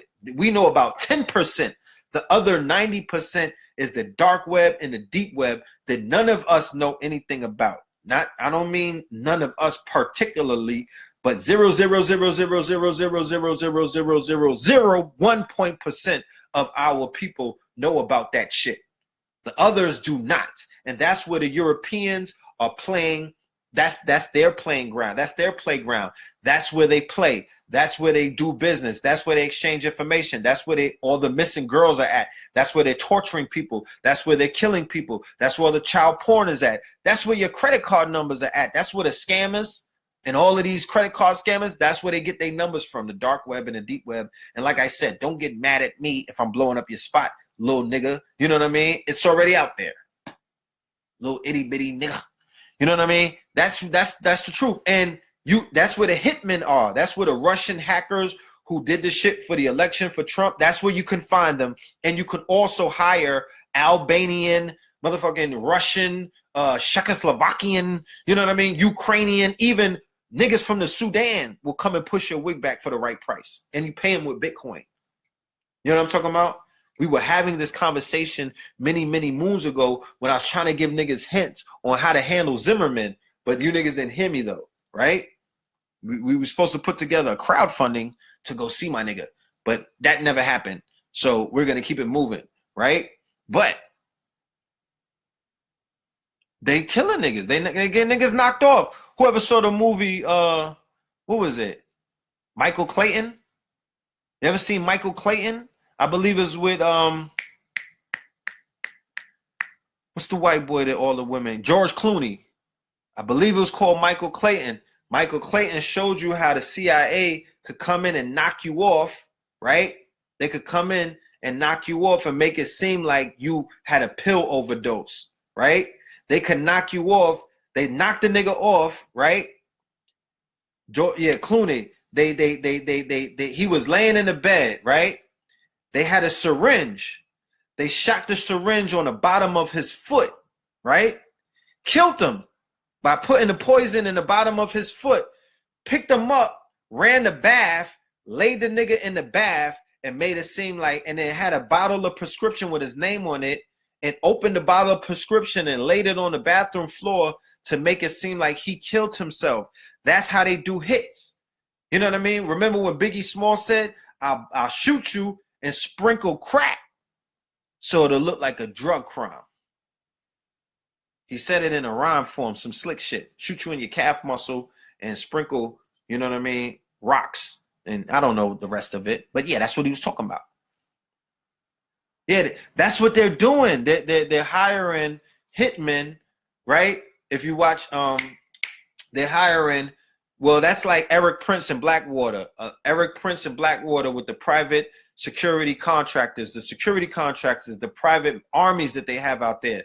These people carry out hits, my nigga. They'll body you. They're mercenaries.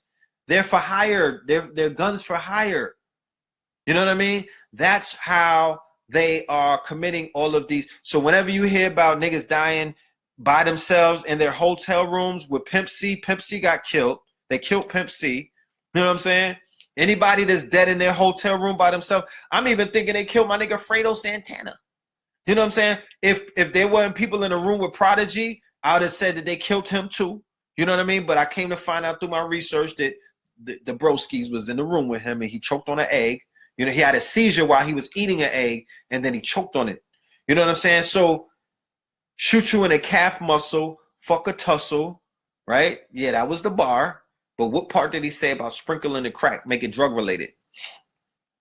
So that's how they do. That's how they do it. Like they showed the report that just came out of Baltimore, where the police was carrying toy guns, and if they shot you, if they bodied you as a drug dealer, because they were robbing drug dealers, the same thing that you saw in the movie Training Day with Dr. Dre and all of them, where they were based, they knew who the willies were. This is what all of these police know who the drug dealers are. They know who the big willies are. They know who got the weight.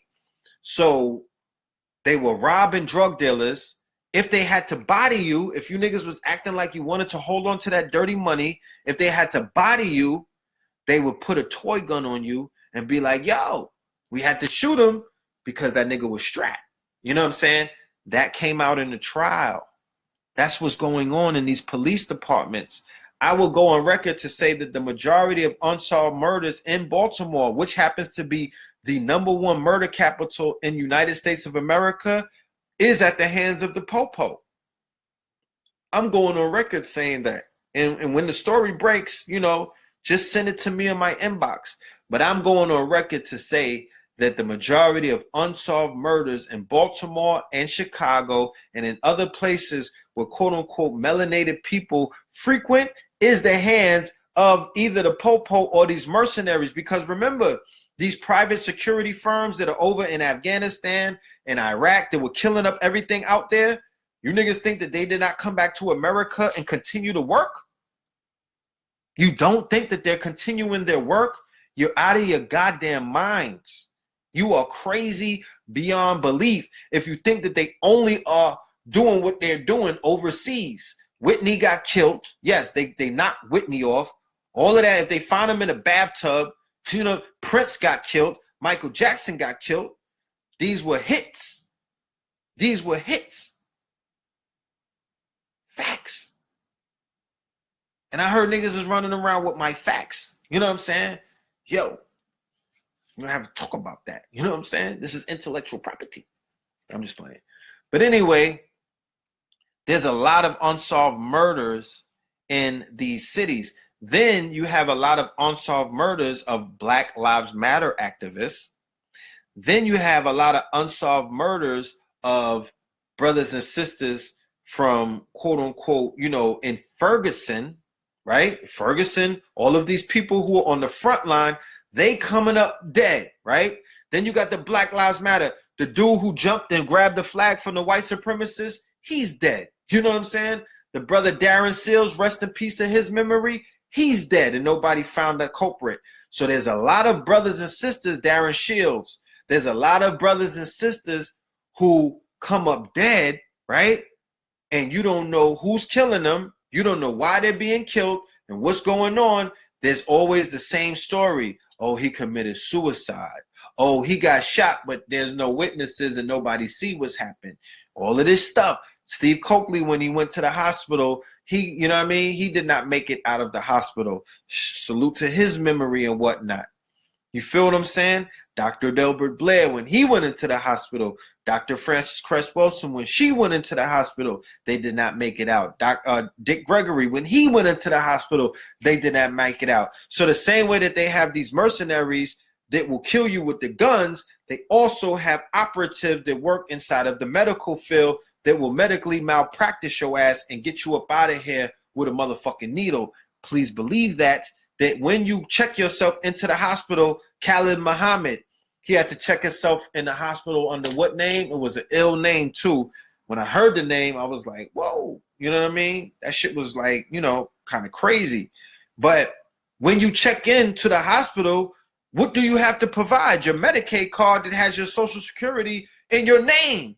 So if you're on the list, if you have red flags on your name, anytime that you check into the hospital, it's going to feed it into that main database and the shit going to go off. Yo, we got that nigga in the hospital. What are we going to do? They have to make executive decisions on the fly. Don't let them get out the hospital. You know what to do. Send in the cleanup man. You know what I'm talking about? You know what I'm saying? Send in the cleanup man. A nigga come and clean you up. You know what I mean? Right after lunch. You know what I'm saying? Right after they give you your lunch, he hit you with some motherfucking, here, take this needle, and you out of here. And you're out of here. That's what takes place. Because look at the bodies in the medical field. The medical malpractice is the second leading cause of death in America. You know what I'm saying?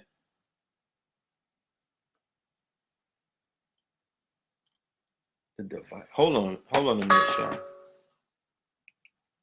Fake ass Instagram playing games with me, man. Why is my phone restarting? What are they doing?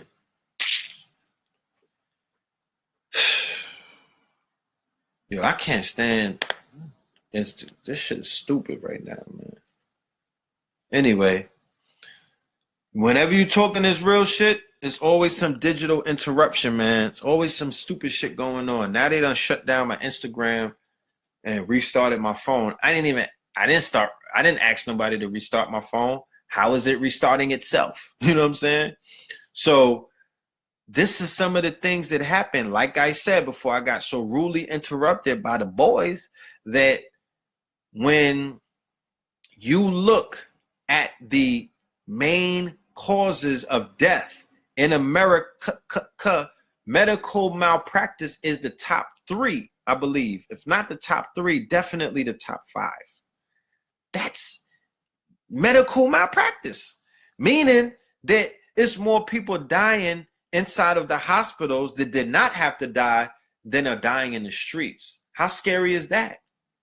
How is it the same? How is it the one place that you go to in order to sustain life or to extend your life, right? Is the same place, is the one place that's killing niggas. Wholesale. I'm talking about it's not even you know, where some people might fuck up, you know what I mean? You just gotta write it off, like, you know, charge it to the game. It's not even on that level. It's on a level that's astronomical. You know what I'm saying? It's on an astronomical level. That causes concern. That has to cause concern. I hope that causes concern. You feel me? Like, I really hope that causes concern, because that's a cause of concern for me. You know, that makes me really not ever want to step inside of their institutions to receive any kind of their quote unquote medical care, because there's a trust issue at hand. I don't trust them, and I have reason not to trust them.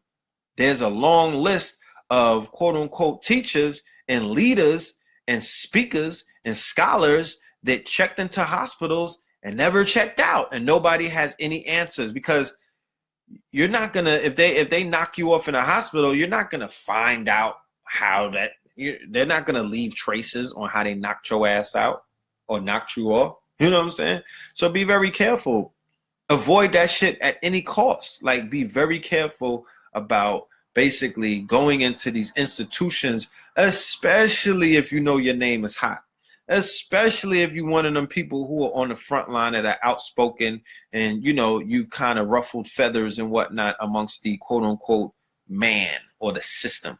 Got to be very careful, man. You got to be very careful. You know what I'm saying? It should be to the point where, you know, in 2018, you know, when I go into Brooklyn, the Hasidic Jews have their own hospitals. You feel me? They have their own hospitals. Like, we should be able to function, you know what I'm saying, with the institution in one of these states. It don't have to be in all 50 states. One of the states, one of the main states, like Atlanta or Texas, wherever the main, Florida, where it's a majority of Negro, Black, African American, indigenous population. We should have more than just a birthing center. Like, we need we need some hospitals, we need some places for our elderly, some hospice, you know what I mean? And we also need some facilities, not just in the jungle where Dr. Sebi was at. We need some shit in some cities as well. You know what I'm saying? Some urgent care, so we don't have to necessarily rock with these people, because, you know, John Coppock, yeah, they murking niggas wholesale, and that's a fact. And that's a super fact. You know what I mean? That is a super factoid. So anybody that's out there doing a thing, you know what I mean, following in the footsteps of the elders, it doesn't have to be just Dr. Sebi. If you find yourself standing on the shoulders of the elders, acknowledge them first and foremost. Never say that you're better than them. First and foremost, acknowledge them, give them their props. You might even want to name one of your huts after the OGs and whatnot. You know what I'm talking about? Commemorate them, celebrate them, immortalize them. Stand on their shoulders, but don't piss on their heads. And that's all I have to say about that. You know what I mean? That's all I have to say about that. You feel me? You know, we're here to carry on tradition. So, you know what I mean? Dr. Sebi, you know, we don't die, we multiply. So it's only right that a brother like Yada would take up the mantle and go into the jungle and build his own village. There needs to be 10 more Yadas. That means that Dr. Sebi multiplied. He didn't, it's not just about, fawning over him or creating a mythos out of the elder and whatnot. It's about learning from his mistakes. It's about learning from his victories and his triumphs. It's about learning from his teachings, right? And either trying to carry it on or improve upon it. If you happen to improve upon it, you don't got to be arrogant and start smelling yourself and act like you're the motherfucking reincarnated Mahdi and then he has something wrong with his shit and then you got something right. No, bird ass nigga. You know what I'm saying? And I'm not talking to anybody in particular, but I'm just speaking to the people who are so arrogant that they try to stunt on the elders when they improve upon their works or they stumble upon an upgrade because they live in a fucking day and time where everything is being upgraded. We live in the quickening, but we also live in the quote unquote information age. So there's so many new reservoirs of information. There's so many deluges and floods of information pouring out now that of course you niggas supposed to tap in and upgrade the information. But never do you disrespect the foundation. What the fuck are you standing on if you disrespect the foundation? You got to explain that to me. Niggas have not come up with if you disrespect the foundation, if you shit and piss on the shoulders that you're standing on, they're going to drop you. You know what I'm saying? Because eventually, if you feel somebody pissing on your head and you realize it's not raining, you're going to shake them off. You know what I'm saying? You're going to shake them off. You don't want nobody standing on your shoulders that's going to shit on top of you and you didn't ask to be shat upon. You feel me? So you can't do that. It has repercussions on the ancestral realm, meaning on the spiritual realm, meaning on the unseen realm, meaning some shit is going to trickle down and you niggas are not going to know where it came from, but you begin to build that karma up on the unseen realm with your fuckboy shit. You know what I'm saying? With the fuckboy isms. You feel me? That's how that game works. So those of us that are in the audience with the popcorn, we just get to sit back and watch that shit. Cause I done seen, you know what I mean? I done seen the niggas who violated Sebi get crucified last year. I done seen them get publicly emasculated, castrated in front of all of their people, meaning that they cut their little Johnny off.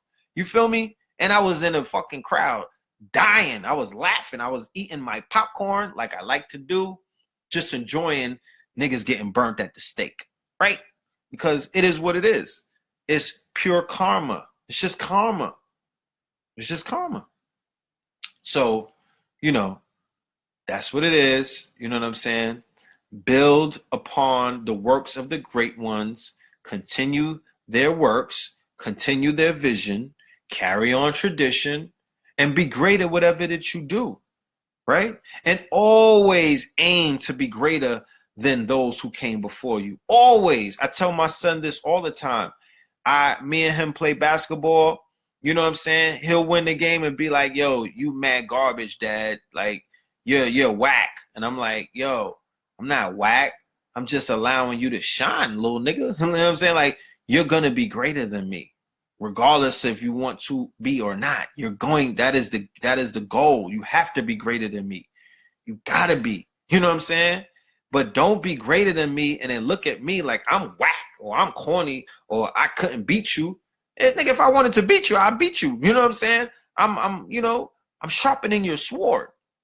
You know what I'm saying? And that's how I see it in this community with the young teachers and whatnot.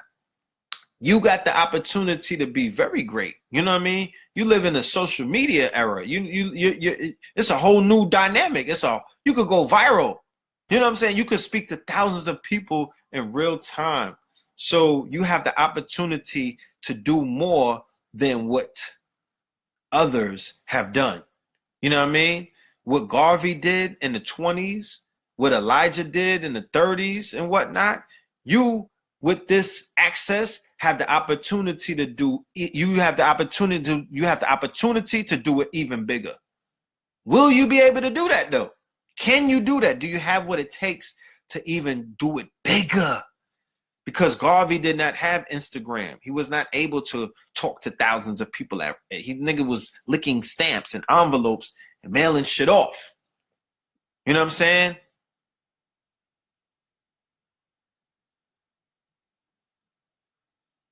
You know, that's you know, cocaina. What do you at? I don't never heard. I ain't hear about that. What you talking about? I'm not even gonna repeat that. That shit just had me kind of shook just reading that. That's crazy what you wrote. Um, that's what I'm saying. Don't salute to Dr. Phil Valentine. Don't spread that rumor. You know what I'm saying? I'm sure he's in great health.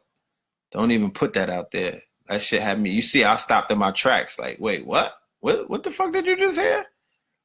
We can't just go around. You know how many times I heard Dr. Sabi died before he actually made transition? Every year there was a rumor that Dr. Sabi died for the past since like 2012. I had to console my mother on many occasions because she was all shook trying to figure out if it was a fake news or not. They were making that shit go viral over the years. We got to be careful when we put information out there. We got to we got to do our due diligence and make sure whatever even if we asking a question, we got to make sure that we've done our research before we even ask that question. Because by putting questions like that into the collective consciousness, by putting that into the stream of consciousness, what if some of us go to bed with that on our mind and we able to put that into the dream state? That's not good. That's not good. That's not good. That the fact that they was putting Sabi in the fucking grave many years before he actually went into the grave, could that have contributed to him dying the way that he did? Thoughts materialize, words materialize. All of that fake dead rumor shit, like we gotta be careful with that, man. You know what I'm saying? So nah, my master teacher, he's good. Like he's all right, sis. He's all right. Whatever you heard was a lie. Yeah. You know what I mean? It's all love. But that's not, that's not mm-mm. You know what I mean? So yeah. That shit just kind of took me off of my I'm ready to go to sleep, nigga. I'm ready to go put on some binaural beats and just lay down and shit. That shit kind of took the air out of me. You feel me? That shit took the air out of me. You know? I mean, it's a real touchy subject, as young elders, you know what I'm saying? As young elders, we have a lot of elders in our community. Like both of my parents are still here. I live in fear. You know what I'm saying? Now, I won't block you, sister. You know I won't block you. You ain't do nothing wrong. But, for those of us who have love for our elders and those of us who have love for our parents, like, keep it a buck. We live in fear. Whenever I get phone calls and shit these days, like, I be, you know what I mean? I be on edge sometimes because I know that, in the past 5 years, we've lost some giants. Every year we lose giants. You know what I mean? Every year we lose giants. We lose great ones who can't be replaced. You can't replace Sabi. You can't replace Dr. Francis Cress Wilson. You can't replace Dr. Blair. You cannot replace them. You niggas could be renditions and copies of them. You know what I'm saying? You can't replace them. They're not replaceable. You cannot replace them. I'm sorry. You can't. You can't replace Dr. Ben. You can't replace Dr. Clark. You niggas cannot do that. You can't do it. It's impossible. You could do your best Jay-Z rendition, but you can't replace them. You could only be great in your own motherfucking footsteps. You could be great in your own name, carve your own statue, but you're not going to be greater than them. I'm sorry. Based off of what I've seen. All right? I'm in the community. I done read everybody's stats. You know what I'm talking about? The trajectory that a lot of these teachers are going in, they will not surpass the great ones. I'm sorry. Hate to say it. I hate to burst your motherfucking bubble, but it's not going to happen. You know what I mean? I love my niggas and my nagas and the negus. You know what I'm saying? I love them. I love my brothers and sisters, but you're not going to be greater than the golden era. You know what I mean? We had the opportunity. We probably could have been there, but that shit is a bygone. It's not going to happen. You know what I mean? It's not going to happen. Young Pharaoh and a few brothers from the NOI look up to you. What would you say about their conflicts? Work that out.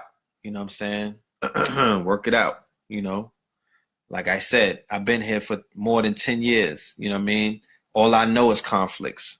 That's all I've been subjected to is conflicts. You know what I'm saying? I've seen niggas tear down all of the groups. I've seen motherfuckers drag all of the leaders, all of the great master teachers. I've seen it all. I've seen niggas drag Dr. Ben. I seen niggas drag Dr. Sebi last year. Nobody had nothing to say about this nigga dragging Dr. Sebi before Dr. Sebi was even in the fucking grave. You feel me? They let this bird-ass nigga drag him. So everybody got to work their shit out, man. You know what I'm saying? People got to work their thing out. You know what I'm saying? You know. My thing, where I stand, my theory is, you know, I'm afraid to disrespect anybody that's in the ancestor realm. You know what I'm saying? I'm not comfortable with disrespecting anybody in the ancestor realm because I know the repercussions behind some of that shit. You know what I'm saying? Unless, of course, I had a personal, if I had a real reason, then I don't know. You know what I mean? But I don't condone, you know, dragging anybody that's really not here to defend themselves and shit like that. Did I do a video with 19 Keys? Yeah, briefly for his channel. We were talking about the National Black Theater and how much that means to us, because I don't know if y'all know it, that's about to shut down. They're about to tear that down and redevelop it at the end of the year. So we were basically speaking about the history of the National Black Theater and what it means, and not just the National Black Theater, also encouraging everybody else around America who have the opportunity to acquire real estate or commercial space. Do that shit. When she bought that building, the sister is named Barbara Ann Tier. A black lady bought that National Black Theater, and she bought the whole block. But when she bought the whole block, I'm sure that the price of the real estate was nowhere near where it's at today. I'm only saying that to say that there's somebody out here that's hearing this video. You might live in a place that's financially, economically embattled, meaning that the shit is like Baltic Ave on Monopoly, right? You live in a beat down, broken down, worn down, ran down neighborhood. You need to be looking at any kind of property or real estate that looks like a community center or a place where brothers and sisters could perform arts, and buy that property and then build up that property so you could develop that property. And who knows, in the next 20, 30, 40 years, your hood, your neighborhood, or your town might be the new Harlem, and that property will skyrocket. But it's not even about that. It's mostly about having a place where the youth can express themselves through the arts and the sciences. For all of us that are so blown away by Black Panther and what that movie meant, well, what about the babies that walked out of that movie theater who want to pursue acting now, who want to pursue theater, who want to pursue movie making, who want to pursue filmmaking, who want to pursue script writing, screenplays, and all of that? Do we have a motherfucking place for them to pull up? You know what I'm saying? Do we have a door for them to walk through so we could begin to feed their minds? You know what I mean? I don't personally, I don't have the keys to a building where I could just usher in the youth or their mamas and their papas or the teenagers or the at-risk youth or brothers and sisters coming home or brothers and sisters from the community that don't want to do something. I'm in New York City. It's damn near impossible to acquire a piece of real estate that you could do something like that with right now. They locked it down. They locked it down. Unless, of course, I get lucky. You know what I'm saying? I could get lucky, you know. I could play the field and meet a sister who has, you know, the keys to one of those places and she puts me in her will. You know what I'm talking about? Because she believes in me. You know what I mean? I don't know. But if I were to ever get it, it's just gonna be out of luck. It ain't the fact that, you know what I'm saying, I qualified to buy a big ass abandoned building, because that's not how that shit is working out here. You know what I mean? They locked this shit down. They locked it down. So everywhere else, pay attention to what happened in Harlem. There is no more Harlem the way that you knew it. There's no more black Harlem. That shit is gone. There's no more black New York damn near. That's basically out of here. You know what I'm saying? The only people still in New York is the help. That's it. The only people basically that's still left in New York that look like me is the fucking help. Niggas that work construction, shorties that clean toilets, the motherfucking secretaries that be wearing mini skirts all day. Yeah, they like to look at that ass, walk around. That's why your ass is still here. You know what I'm saying? Niggas that's in school, that's gathering a lot of debt. You the help. You know what I'm saying? People that work in the hospitals, the help. You know what I'm saying? Niggas that work law enforcement, the help. Like, you're the fucking help. That's why you're expendable, but you're the help. So those are the people that still left, because we're all in a hamster wheel, hustling to pay the fucking bills.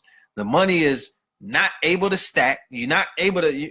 You got to have a good run in New York to stack some money. Like, you got to be selling Molly Percocet or some shit. You know what I'm saying? Because if you just working a 9 to 5, or you out here regular, you know, grinding and whatnot, that's bill money, my nigga. That is bill money. You know what I'm saying? That's bill. Let's keep it a buck. You're only doing what you do to pay bills.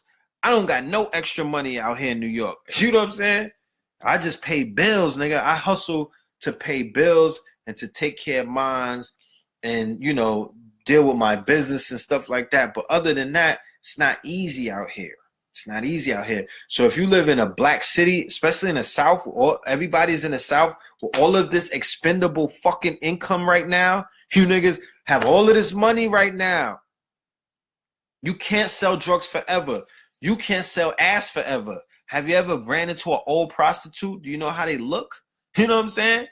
You can't take too many shots to the face, ma. You know what I'm talking about? Your shit gonna start falling down. You know what I mean? You can't get ran through by so many Negroes before your shit start falling apart. So what's the plans? So in places like the South, where you have the opportunity to buy land still, you could buy buildings still. You niggas could put your money together still. All of these sisters with 700, 800 credit, where's the buildings at? Where's the buildings at? So that's what we should be thinking about, because these babies need opportunities and alternatives to the shit that they have, which is nothing, damn near nothing at this point. What do they have to say, yo, I want to, you know, build a new Wakanda. I have a vision to put the new Wakanda. Where's the opportunity? Who's kicking the door down? Who's living selflessly to set the shit up so they could basically walk right in? Huh? I'm sure that somebody is out there doing it. I just don't know them personally on a day-to-day where we speak on the phone day-to-day. I'm sure some niggas I forgot about, you know what I'm saying, that's out here doing the damn thing. And, you know, there's some people that I know about. Q Butter's doing this thing with the babies in Brownsville. There's some people in Atlanta that was doing a thing. Empress I Sekhmet, when I saw her, she was connected to a farm. They had a farm out there in Atlanta. They were doing a thing, a community center, a big ass community center. We had did some work out there with Ankh and a few other people last year, and it was a beautiful experience. You feel me? So we need a movement, and I'm speaking specifically to the South, because in the South, that's the last, I think that's the last frontier in these modern day times, to do something tangible that's going to put our people in a position where we have an advantage. And I'm speaking about land ownership, buildings, resource ownership, real estate ownership, and things like that. And maybe the Midwest, like I was in Detroit, that's popping, Chicago and shit like that. Baltimore, you know what I mean? Texas, Florida, Georgia, Alabama, Mississippi, Tennessee, all of these places that are becoming murder capitals, that are becoming bastions of fucking lower energy. You know what I'm saying? All of these places, we need to, yes, the Wadada Natural Food Market and Juice Bar coming at ATL in the West End. That Blue Pill, my brother Athletics, salute to Athletics, legend, icon alert in the building. You know what I mean? They're doing their thing. They're doing their thing. So Terrence Miller, I believe that's his name. He's a black farmer. He had the link to all of the heirloom seeds and whatnot. He's doing his work. My brother Michael Singleton with the Blue Alkaline Farms out there in Texas, they're doing their work. You know what I'm saying? There's a lot of people that are doing their work. But the way that this shit is going to accelerate, the way that it's going to speed up, is that we got to sit in the motherfucking room together. All of the people that are doing work, we got to meet each other. You niggas with your egos and whatnot, they may think that y'all too big because you got a little bit of views on YouTube and whatnot, and y'all doing y'all thing in the community, but you only want it to be about you. Yeah, y'all not going to get far. You're not going to get far. We have to bring personalities. We have to bring movements. We got to bring followings together so we could utilize a motherfucking... We live in the quickening. So we're going to have to put jet fuel into the shit that we're doing and take off collectively, like I said in the beginning of this video, based off of what we're seeing, that $1 billion Black Panther box office motherfucking treasury box, right?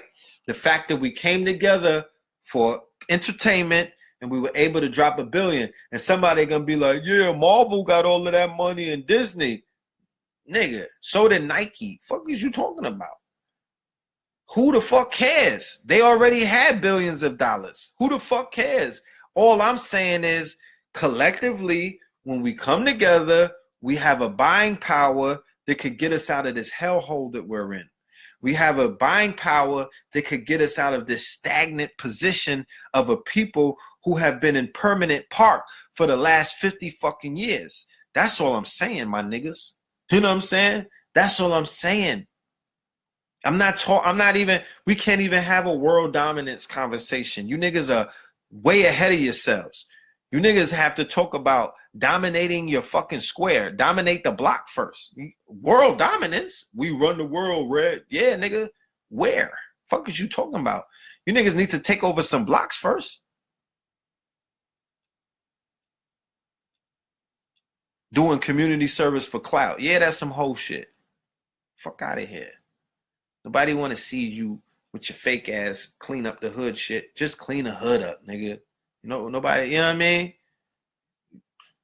It's a lot of niggas running around doing shit for fake clout.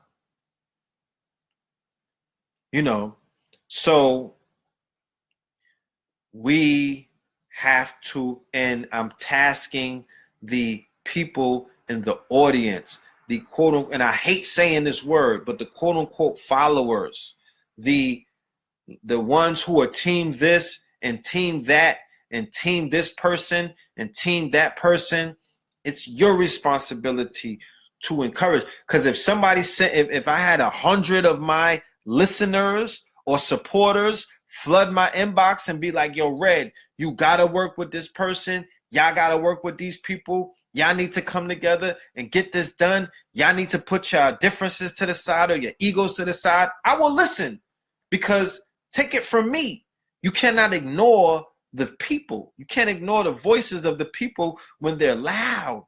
You're going to pay attention. When you go to sleep, you're going to hear these motherfuckers. So it's on your shoulders. It's on your backs. You have to be the one, because y'all the same ones that encourage these people to go to war with each other. Y'all the same ones, yo, get him, Red. Get him, Red. Tear him up, Red. Bang on him, Red. You know what I mean? You're the same ones that put the battery in these niggas' backs. You're the Texaco. Y'all out here gassing niggas up. You know what I'm saying? You out here gassing niggas up. Y'all out here putting batteries in backs. So the same ones that are doing that should be the same ones that tell the people the urgency of being a collective at this point. I can't speak about no other time, nigga. It's a war taking place right now. We are being targeted for black identity extremism. The government is surveilling everybody who's on YouTube. YouTube is done. YouTube is a wrap. I don't know if you niggas noticed on that. YouTube is done. They have censored. They're about to start taking pages. They're on their 4th level of censorship. It started with the adpocalypse. They have stepped it up to where they're snatching all of the white boys' pages now. Once they finish with the alt-right and all of the white boys, they are coming for the black community. They're going to start taking pages. They're going to make it to where you will never be able to upload based off of the algorithm. They have facial recognition like the iPhone. So any video, if they target you, you're not even going to be able to upload a video. Your voice recognition, that shit is going to be like, no, you can't be in YouTube. So there's all kind of operations taking place right now. Whenever the federal government is basically targeting you, they're not going to kick in your door right away. They're not going to send the drones after you right away. They're just going to watch. It's called surveillance. You know what I'm saying? They're building up the dossiers, my nigga. They're building up the cases. And the same motherfucker who is after Trump for the Russian probe, I believe his name is Mueller, he's the same one who wrote the BIE report. Niggas thought it was Jeff Sessions. It was Mueller. The same person that everybody is waiting to indict Trump on the Russian thing, Russian gate. Well, he's the same one who's responsible for coming after the niggas, all right? So they out here building up files. You think I'm going to get caught up with these knuckle dragging ass niggas that's in the community, these bird ass niggas? Like, no. I see you niggas in motherfucking in the federal penitentiary if it need be. Like, I don't, you know what I mean? Like, you better not be in the box with me either, because I'm going to eat your food. You know what I'm saying? Like, no. You got to be careful right now. They're setting all kind of traps. They're activating their agent provocateurs, because if you for 1 minute do not think that 1 or 2 or 3 or 4 of these niggas who've been, you know, because the feds be paying a lot of niggas visits, and they don't necessarily like to talk about it, but niggas be getting visited by the feds every now and then. You know what I mean? So if you don't think that nobody cut a deal, if you don't think that nobody is on the payroll, the same way that they've been showing you in them documentaries how all of these drug dealer niggas used to secretly, and the mob was secretly working with them boys, if you don't think that nobody in this conscious community that be in front of these cameras is working with the boys, then you have another fucking thing coming to you. You niggas are in for a surprise. You're in for a surprise. So, you know, I mean, God damn it. You know what I'm saying? Gotta be careful out here, bruh. You gotta be careful out here, bruh. And you niggas is signing, you're lining yourselves up for conspiracy. And not only conspiracy in the state of, in a place of a federal charge, conspiracy against conspiracy from the ancestors. Because guess who else is surveilling you bird ass niggas? The ancestors. All of those names that I mentioned who previously made transition. It's a whole bunch of doctors. Dr. Francis Cress Wilson, Dr. Amos Wilson, Dr. Sabi, Dr. Jack Felder. You know what I'm saying? It's a lot of Dr. Delbert Blair. It's a lot of doctors that left, right? They're freshly, and they just recently got into the realm of the ancestors. What do you think they're telling the ancestors about the monkey shit that be going on this planet with you monkey ass niggas? And they're paying attention to the monkey shit that monkey ass niggas are doing to fuck up the tradition, to mess up the legacy, to soil the good work and the sacrifice that many of them have done. And they died penniless, and they died in pain, and they died with broken hearts. So, you know, I think they're paying attention to the defacing of the monuments. Because remember in Kemet, when they were chopping off noses and defacing the monuments? Well, whenever you attack an elder who is not here, you're defacing their monument. Whenever you shit on an elder who recently made transition, you're defacing their monuments. You're chopping off their noses to spite their face. And you might have to answer for that in the future. You have to be careful. You feel me? And the feds are watching all of this shit, and they're having, because they understand that you strike when there's infighting. You did. Yeah, Dr. Amos Wilson, he been made transition a while ago. So anybody knows that's how the Panthers got infiltrated. They got infiltrated when there was infighting. You know what I'm saying? Everybody, anybody who studies War 101, you know that the weakest links are definitely erected during times of internal conflict. So whenever there's infighting taking place, that's when you get infiltrated, and that's when you start getting knocked off. You know what I'm saying? That's when you get knocked off. So, I mean, I just gotta, I take everything into account. As you see, I haven't been on social media like that.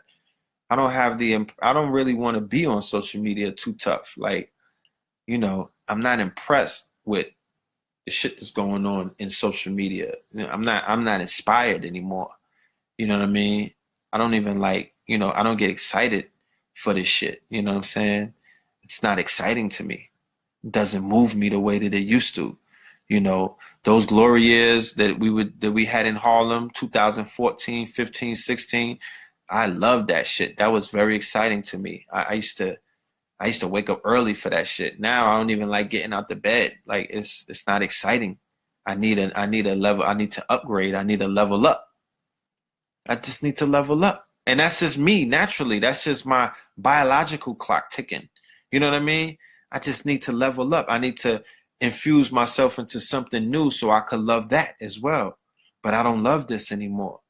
You know what I'm saying? I don't have the same level of love. I'm just, it's too redundant for me, because that's what happens when potential is not realized. When you have so much potential, when the shit built up so high, and you was ready to, you know what I mean? You was ready to go into a whole nother level. You was ready to get on, you know what I mean? You was ready to just explode. You know what I mean? Untapped potential. That's what this community is. If it did not realize its potential, it didn't bust its nut. You know what I mean? It didn't have its orgasm. It was building up. You know what I mean? When a nigga is just, when you're almost getting there, you know what I'm saying? How that feels, but you didn't shoot your load. You know what I'm saying? The community did not shoot its load. You did not take this shit to the level to where it was supposed to go. Niggas caught flats on the highway, on the road to the riches, on a yellow brick road. You got your tires shot out. The motherfucking the shit broke down on the highway, and potential was not realized. So as a result of that, that's a weight that a lot of us have to carry, and that shit wears you down, and you're like, I want to get the fuck out of here. Let me go and do some music. You know what I'm saying? Let me get on my mink slide. You know what I mean? Like, let me just get into this entertainment field and go fuck with these niggas and go on tour. You know what I mean? And go, let me walk through this shit through a whole nother door, through the side door. I don't want to walk through it through this door right now. This is not, this is whack. I don't even want to come through the front door. I'm going to go through the side door through this entertainment shit. You know what I mean? Get a few dollars while I'm at it. You know what I mean? Get immortalized through the arts and the sciences. Go rub shoulders with some R&B chicks. You know what I'm saying? And I'm out. You know what I'm saying? And I'm out. You know? And I'm not mad at anybody that's taking entertainment and utilizing consciousness and marrying the two. Shout out to Tyreek. Shout out to Cambada. Shout out to Red and Blue. You know what I mean? Shout out to anybody who understands the power of entertainment. Going back to what we just saw with Marvel and Disney and Black Panther. You niggas want to be entertained. You want to be entertained. I want to be entertained. I'm not saying you particularly. I like entertainment. You know what I'm saying? I would be a fucking lie if I told you I don't wake up every morning, you know what I mean, or afternoon and go right on World Star. You know what I'm saying? And go right on whatever. You know what I mean? And go right on, you know, whatever outlet has entertainment. That's what I do. You know what I'm saying? Because I want to be entertained, because entertainment is like a it's like a Band-Aid on a gunshot wound to cover up the reality, the sad state of reality that we live in. Who doesn't want to escape? So twerking is at an all-time high because niggas want to twerk. They want to see the twerkers. The twerkers take your mind off of the pain of everyday struggle. Don't it? Don't it? You know what I mean? It does. We all are hooked. Some of us are hooked into entertainment, the dark side of entertainment. We're so hooked that we're looking for entertainment in the dark corners of the room. Then some of us are into the entertainment in the light. You niggas love to watch Frozen and the Disney cartoons and shit like that, and you're into comic books, video games, and all of these little things, and Double Dutch, and, you know, whatever the fuck you can find to take your mind off of the reality that you're living in. You into it. But then some niggas is drinking lean, popping pills, mushrooms, motherfucking acid, microdosing on DMT, smoking on that K2. Some niggas is sniffing on that cocaine, right? Taking the white lines, smoking the krills, you know what I'm saying? Just to escape. And I understand. I get it. You know what I mean? And the more that the media and this Trump administration, right? And the more that the media is pushing depression on us, anxiety on us, the more the social media is making us less human or less empathetic or sympathetic to the plight of humanity, the more that it's making us more robotic and android-like, right? Desensitizing us. Because if you're watching snuff films all day, or if you're watching granny porn all day, or if you're watching Philandro Castile get murdered all day, Michael Brown, and all of this crazy shit that we're being subjected to, you know, that's not good for your psyche. You're not supposed to watch people take their last breath online. You're not supposed to watch people dying on your fucking phone. You know what I'm saying? Like, when I was young, we would watch Faces of Death. That shit stayed with me. It traumatized me because I was too young and innocent to watch niggas eating monkey brains and watching people getting snuffed out on film. That wasn't good for my psyche. So what about the 2 and the 3-year-old? My son is on my Facebook, right? He's on my phone, just playing with my phone, scrolling through my phone on Facebook, and they got porn on Facebook. My niggas, they got niggas beating on Facebook live. Porn. They got motherfucking ISIS videos on Facebook, right? So what about the youth? What about these children that are being subjected to all of this debauchery at a young age? It's desensitizing them.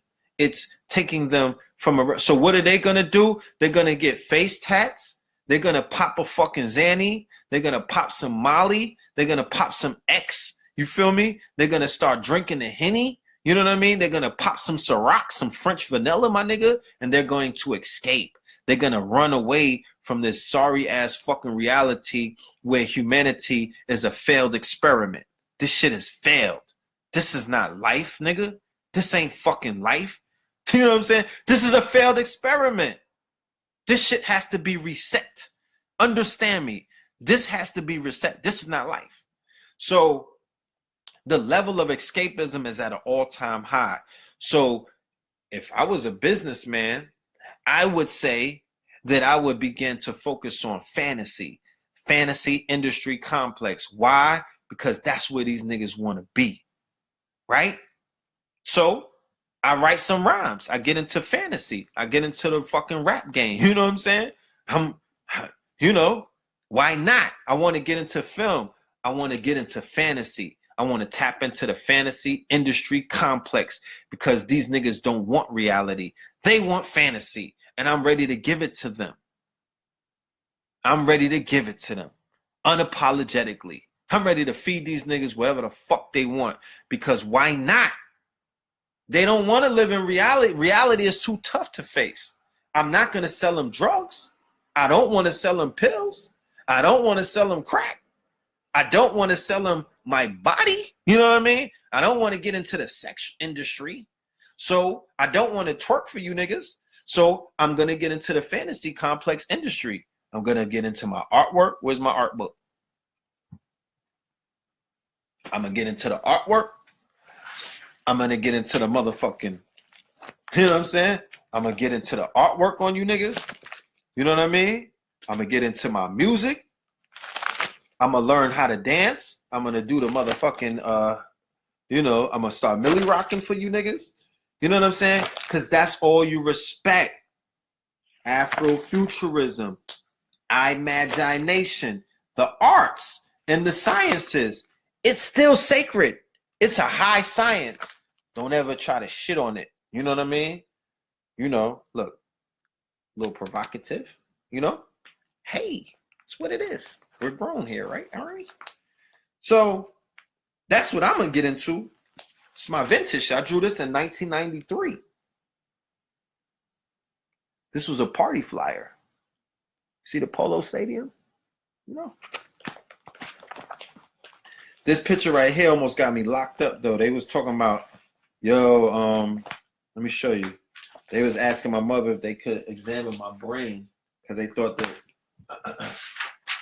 when we was young, they was like, yo, these niggas is kind of special. You know what I mean? Why is these little young niggas drawing pictures of police getting shot? They wanted to examine our brain, you know? Yeah, this one got me in trouble. White people wanted to put me on some kind of Ritalin. It's like, what's wrong with these little niggas? You know what I'm saying? What's wrong with these little niggas? They on the Killmonger shit. This was in 1991. What were you doing in 1991? I was killing white people in my mind in 1991. I'm not apologizing for it either. You know what I'm saying? I was just on some real, we was listening to Scarface at that time. You know what I'm saying? Mr. Scarface. We was listening to Ice Cube when he was on his revolutionary shit. Public Enemy. You know what I mean? Shit was just real. Going to sleep to gunshots outside our window. So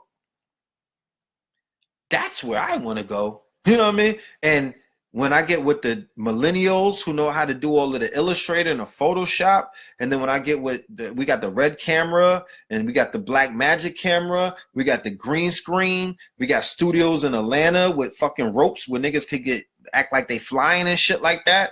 And I holla at some of my Instagram baddies and whatnot for, you know, the little shorty, you know, yeah, we're going to turn the fuck up.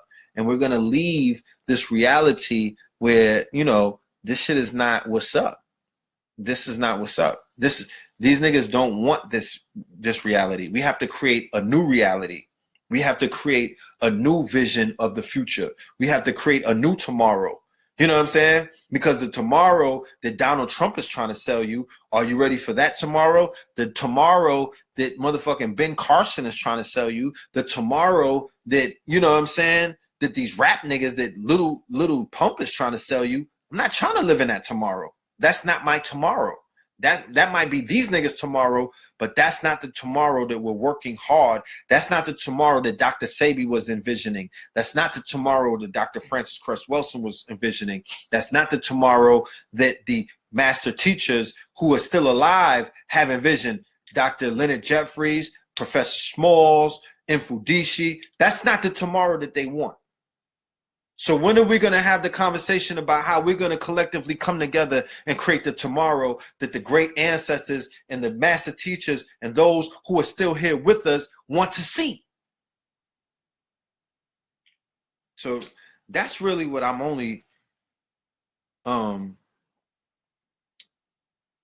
interested in, you know, giving energy to, because everything else is uncivilized. You know what I'm saying? Everything else is uncivilized. Everything else is a waste of time. You know what I mean? I don't even think teaching is even it's not even respected anymore. Like teaching is not even held to the high standards that it used to be held to. So I don't even want to teach you niggas. Like, who cares about that? You know what I'm saying?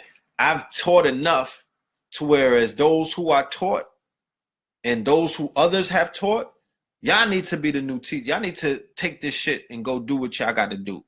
There's other things that we need to be doing, dealing with our intellectual property and putting together some projects that will immortalize this movement and what it is that we were doing and what it is that we have to offer. Because if we don't do it, Jay-Z is going to do it. If we don't do it, Puff Daddy, fucking P. Diddy is going to do it. Little Assad is going to they're going to act like they're the woke ones. They're going to act like they're the conscious one. They're going to be calling, you know what I mean, Russell Simmons a master teacher. Yeah, fuck shit like that is about to happen. So we got all of this, these commercial niggas is on our heels trying to, they make commercial, Leonard the God and whatnot, Charlemagne, like they're commercializing, you know what I mean? And then they acting like Common and Andre 3000, like, yeah, those niggas, those were the ones who woke us up. We learned from them. They completely bypassed a whole generation of teachers and scholars and frontliners, and they pointing at, you know, the commercial conscious. Yo, Mos Def, shout out to, that's my peoples. But I'm just saying, like, this work that y'all seeing, this is a whole different level of work. Like, this is some other shit. You know what I mean? So we're at risk for them running with the information because they got the same information that you got. They've been collecting videos, downloading shit. They got hard drives filled with information that they be studying on the low, and they about to run with this shit and commercialize it. So all I'm saying is, you know, we got work to do. That's all I'm saying. We just got work to do. You know what I mean? We got work to do, man. And I'm elated to do it with some people who I respect. I got so much love and respect for the individuals that are quote unquote in this community and conscious, the people that I meet and run into. You know, I got so much respect and love for them. But going back to what I said before, when the potential is untapped, it could create depression, anxiety, and a completely big middle finger, a fuck you. You know what I mean? To say, yo, you niggas is wasting my time. Fuck out of here. You know what I'm saying? Get the fuck away from me. Because if we not doing the work, what are we doing? What are you around me for? To smell the patchouli oil? Like, what the fuck do you want to be around me for if you're not here to do the work? Don't come around me if you're not here to work. I'm not a friendly person like that. You know what I'm saying? I'm not here for, you know what I'm saying? I'm not here for the jokes. I'm not here to play patty cake with no grown ass people. I have children. I have a legacy of people who came before me to uphold. I'm not here. And we're gonna snatch that them niggas with that commercial consciousness. We taking that bag. Like, we coming to snatch that bag. Please be clear. You niggas with all of your research, you fake ass Wakandan ass rapper the elitist niggas, you're getting your pockets tapped. There's gonna be some bags coming up missing in the very near future because y'all gotta pay like y'all weigh. Y'all got it.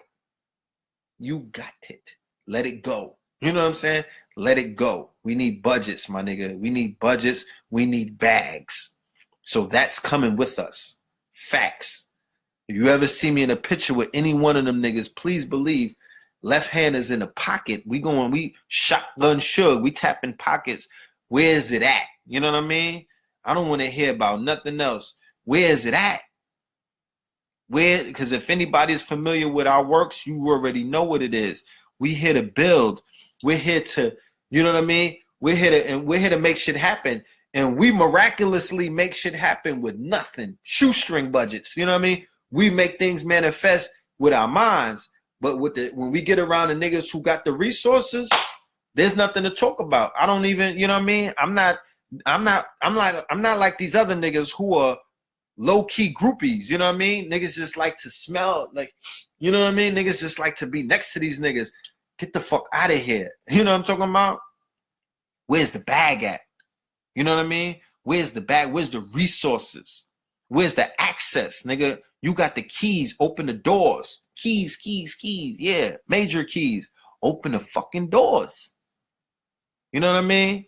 And individuals such as myself, they don't like people like me. They don't want to be nowhere near niggas like me because I'm going to put them to task. I'm not just going to play games with them and small talk these niggas and stroke their ego, you know what I mean? And milk their cows. Like, I'm not going to do that. I'm not going to do that. Yeah, we can apply for city funding and grants and visual art projects. We need people to come ahead and do that. You know what I'm saying? We need people to come ahead and help do that. I can't do that. It should take a lot of time. I don't got a lot of time like that. I can't do it by myself. I could do it with a group of people. We could come together as a creative workshop and a writing group. We could go and go out for these grants because that's what's needed. But I'm not going to do it by myself. I refuse. Not gonna wear that motherfucker. That shit is a heavy weight. It's a heavy burden to carry on one's shoulders, and it should not be put on the shoulders of any individual, not just me. Any of these niggas that's out here doing their thing. Not one. We should not be putting all of that weight on these one person's shoulders. I don't even know how to pronounce shoulders. You know what I mean? But we should not be doing that. We should all collectively hold up the globe together. You know what I'm saying? Because if one gets weak, it will not crush all of us because we all have our own power to hold it up. Maybe even if one of us could hold it up by ourselves, we all should still be holding it because you do not allow one person to carry the weight of all of the people because that's an easy target. You know what I'm saying? That is an easy target. So, yeah. But we said all of that to say that we love you and we believe in you because you believe in us. You know what I'm saying? And, you know, we're going to continue to do what has to be done. You know what I mean? Like, that'll never stop. That'll never stop. Even if I ever fall back, I'll fall back into obscurity, but I'll never discontinue the work. I'll just be doing it in a clandestine way. You know what I'm saying? You know, I'll just be doing it off the grid. But the work is the work. I'm doing this until I check out. You know what I mean? This is my purpose. This is what I signed up for. Like I told niggas before, I'm married to the shit. You know what I mean? I'm married to the game. You know what I mean? I got my button. I'm married to it. I'm La Costa Nostra until I check out. What else can I do? Where else am I gonna go? To Chippendales, nigga? Like, where else do I have to go? Like, where am I gonna go? To take over Whole Foods as a manager? I have nowhere else to go. There's nothing else. You know what I mean? Like, when I came on my ship, I burnt the ship. I can't go back home. What am I gonna go back to Knuckle Dragon? What am I gonna do? I'm gonna go back to boosting, nigga. I'm gonna go back in the stores. Like, there's nowhere else for me to go. You know what I'm saying? Corporate America won't take me. Look at me. Who you think I could get a job on Wall Street, my nigga? Huh? In the stock room? They don't even want me in the stock room.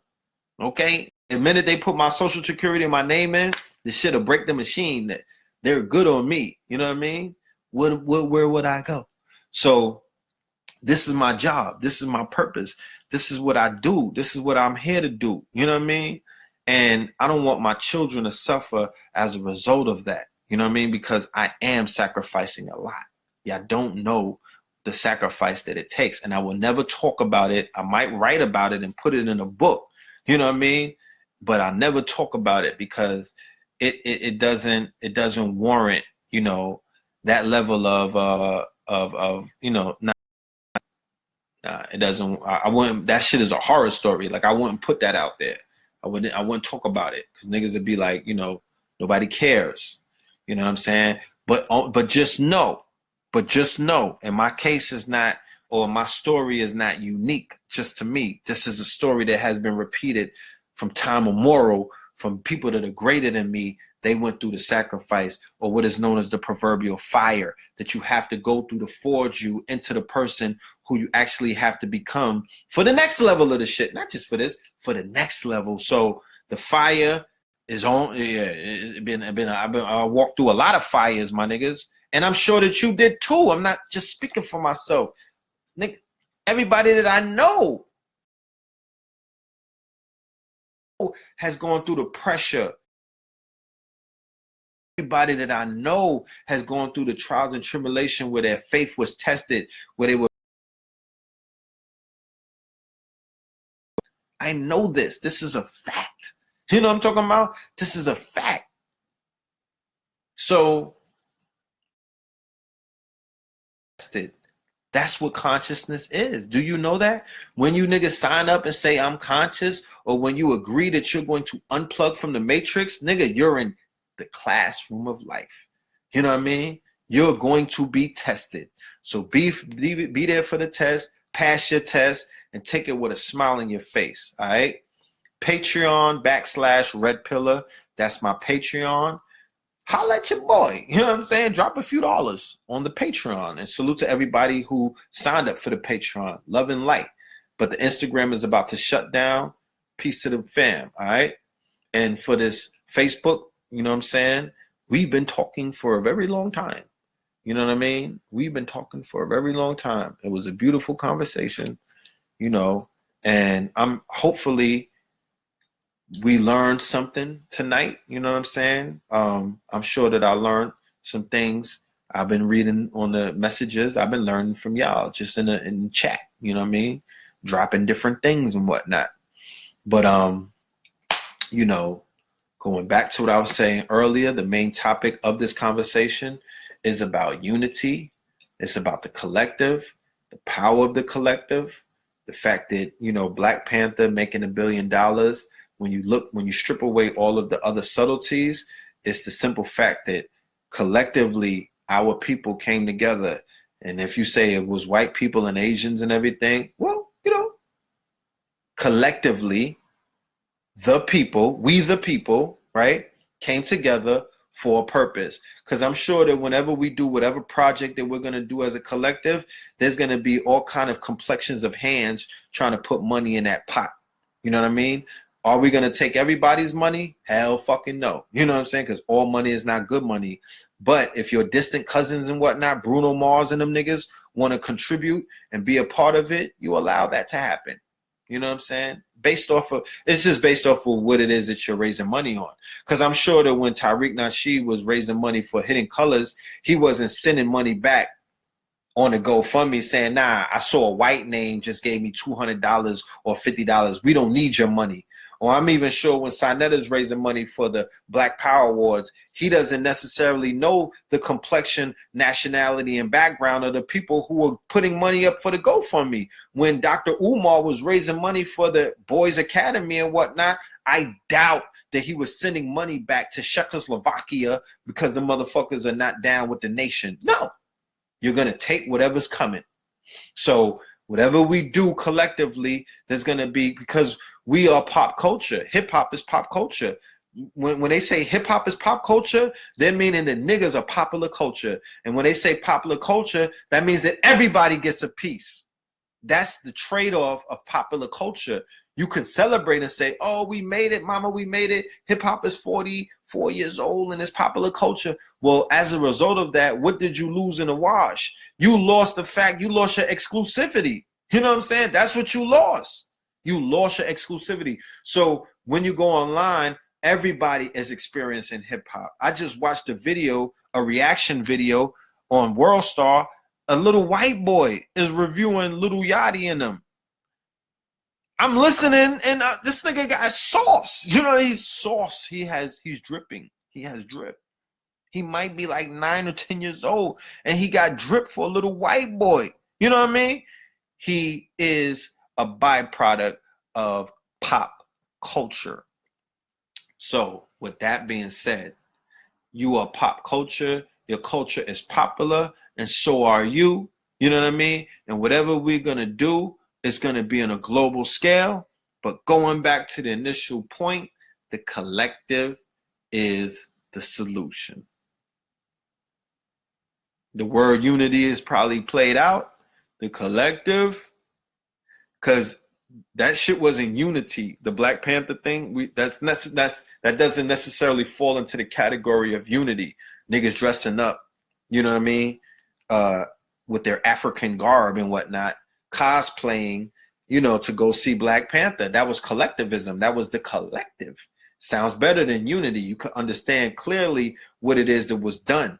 So what I'm saying is the collective. Collectively, we as a network, as a group of people, as schools of thought and knowledge, we have power in our hands.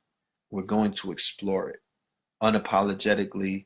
We're gonna explore it without asking anyone's permission. We're going to explore it before this year is over. We're not gonna wait long, because we'll be in 2028 and niggas will still be talking about the same shit. And I'm not here for that. I got things to do in different parallels. You know what I mean? So we got to wrap this shit up very quickly, because there's work being done all over this universe. So with that being said, once again, I'm going to leave this in the chat, the Patreon, because that's very important. You know what I mean? For the funding of ideas and projects to take place on a continuous basis. We don't stop. I got like 8 projects in a fucking pot. You know what I mean? Like, we don't stop thinking. You know what I mean? We don't stop thinking. We don't stop troubleshooting. We don't stop coming up with ideas. None of these things are something that is, you know, indicative of what it is that we do. We're constantly recreating, constantly thinking, constantly coming up with solutions, constantly throwing whatever is at the wall and seeing if it will stick. We're constantly in research and development, constantly. So with that, we're going to need the funding only in the form of going back to the collective coming together and putting what they can afford. $1, $5, $10. I have patrons that are $100 a month. You know what I mean? Salute to y'all. They believe in what it is that we're doing. You know what I'm saying? So they're there for us. And I can only say salute to you. Thank you for believing in me and putting your money where your mouth is. Because, you know, it's one thing to say, oh, brother, you're doing your thing and I'm there for you. And, you know, you saved my life and you helped change things for me. But there's a whole nother thing to really put it where it matters the most. You vote with your dollar. You know what I'm saying? You vote with your dollar, especially in this capitalistic society that we live in. You know what I mean? So that is that's well received, and we appreciate you for that. All right. So like I said, go vote for me on the Sinetta TV Awards. Me and Blue Pill, Decoder of the Year. You know what I mean? I guess we're the decoders now. So the Decoder Award goes to Brother Red and Brother Blue. I think the Wonder Twins are our competition. Shout out to them. The Wonder Twins, those are my peoples. And somebody else, I don't know who else is in the category, but that's the category. Like I said, if I win the award or when we win the award, my brother KT, the Arch Degree, will be the recipient of that award. I will definitely hand it over to him, because he is he's the top decoder in this community in these days and times, hands down, bar none. Especially what he proved when he started the road to Wakanda 4 years ago. Like, this whole Black Panther wave is something that KT has been on top of for 4 friggin' years. So there's nothing else to talk about. You know what I mean? Once you display some shit like that, like I'm in awe. You know what I mean? I'm definitely in awe, and I respect everything that my younger brother is doing, and you know what he stands for and his contribution. So we're gonna acknowledge him. He don't got nothing to worry about. His brothers will acknowledge him. His brothers will hold him up. You know what I mean? His brothers will let the world know that this young man is a genius, and he should be you know, he should be respected and treated as such. So with that being said, love and light. You know what I'm talking about? We shall meet again. I think I'm doing Melanin Mondays tomorrow. I think this is a Melanin Monday. This might be Melanin Monday. Fuck around. We did it after 12. But we'll see. You know, we'll look in the news and see what's going on. All right. But this was a great talk. Very, you know, I enjoy myself. Lay cool. Hit me up. We got to build. I need to talk to you about this this drop shipping thing that I'm doing. All right. Trying to close this thing. Now my computer's acting crazy.